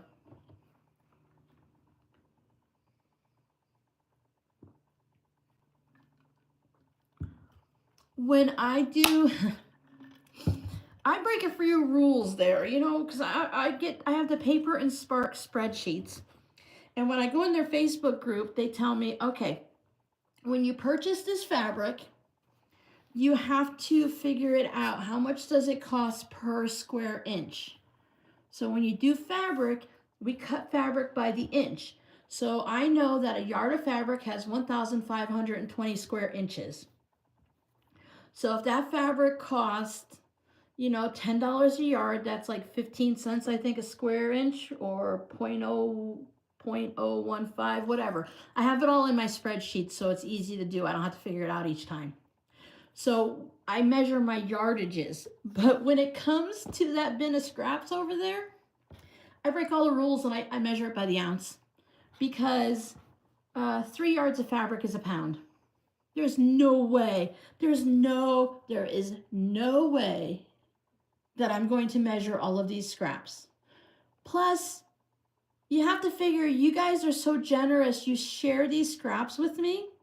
When it comes time to do my taxes, which I'll be doing pretty soon now, I'm just, you know, knock on wood, Robin's doing really good this year. I have 99.9% of my stuff's done. I just need to double check everything and check my 1099s. But since I did not pay for this fabric, the IRS really doesn't care. They want to know this. If someone were to say, how much is your business worth? Now this fabric has value. But if you guys send me your scraps, I don't put it into my business spreadsheet because you just put 0, 0, 0, 0, 0, and then you measure it at the end of the year and it's 0, 0, 0, 0, 0. So there's no taxable income on it because I didn't pay for it. So I measure it by the ounce. Less headaches, yep. That's it. All right, everyone. Thank you guys so much for hanging out with me. I hope you guys had fun. If anyone's looking to do small business stuff and you need inventory and spreadsheets and stuff, Paper and Spark. She has her own website and she's on YouTube and she has these amazing videos. You buy the spreadsheet once and then it's a little bit, it's costly, it's an investment, but you can put it on your taxes as part of your deduction. So it kind of, you know, works its way around. But you buy that spreadsheet once. Now, when I'm ready to start up my 2025, I just download a new one. It's free. I don't have to pay year after year. So you're not constantly paying. She has support. She explains stuff in the videos. It's really great. I really enjoy her things. She's taught me a lot about what I need for my small business. You know, she has things for, I purchased, the spreadsheets go on sale in July all the time, just so you know. But I purchased a home budgeting one. I have the business ones. There's the Etsy, there's Shopify, and all of that. Giovanna does have a really great creative head. All right, so I'm going to let you guys go so everyone can do what you need to. Thank you guys so much. My patrons, your video is up and ready to go for you to see tomorrow morning, where we finish off our bench pillow. And everyone else, I will see you Wednesday. I don't think I do scrappy words on the live stream. Let me check my notebook.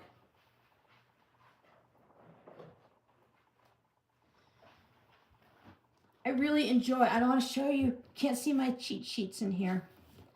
Nope, no scrappy words. Nope, no scrappy words for the live stream. Sorry, guys. You can always tell me on the replay if you've made it this far. Let me know what your favorite color is. And I'll see you guys all on Wednesday. Bye.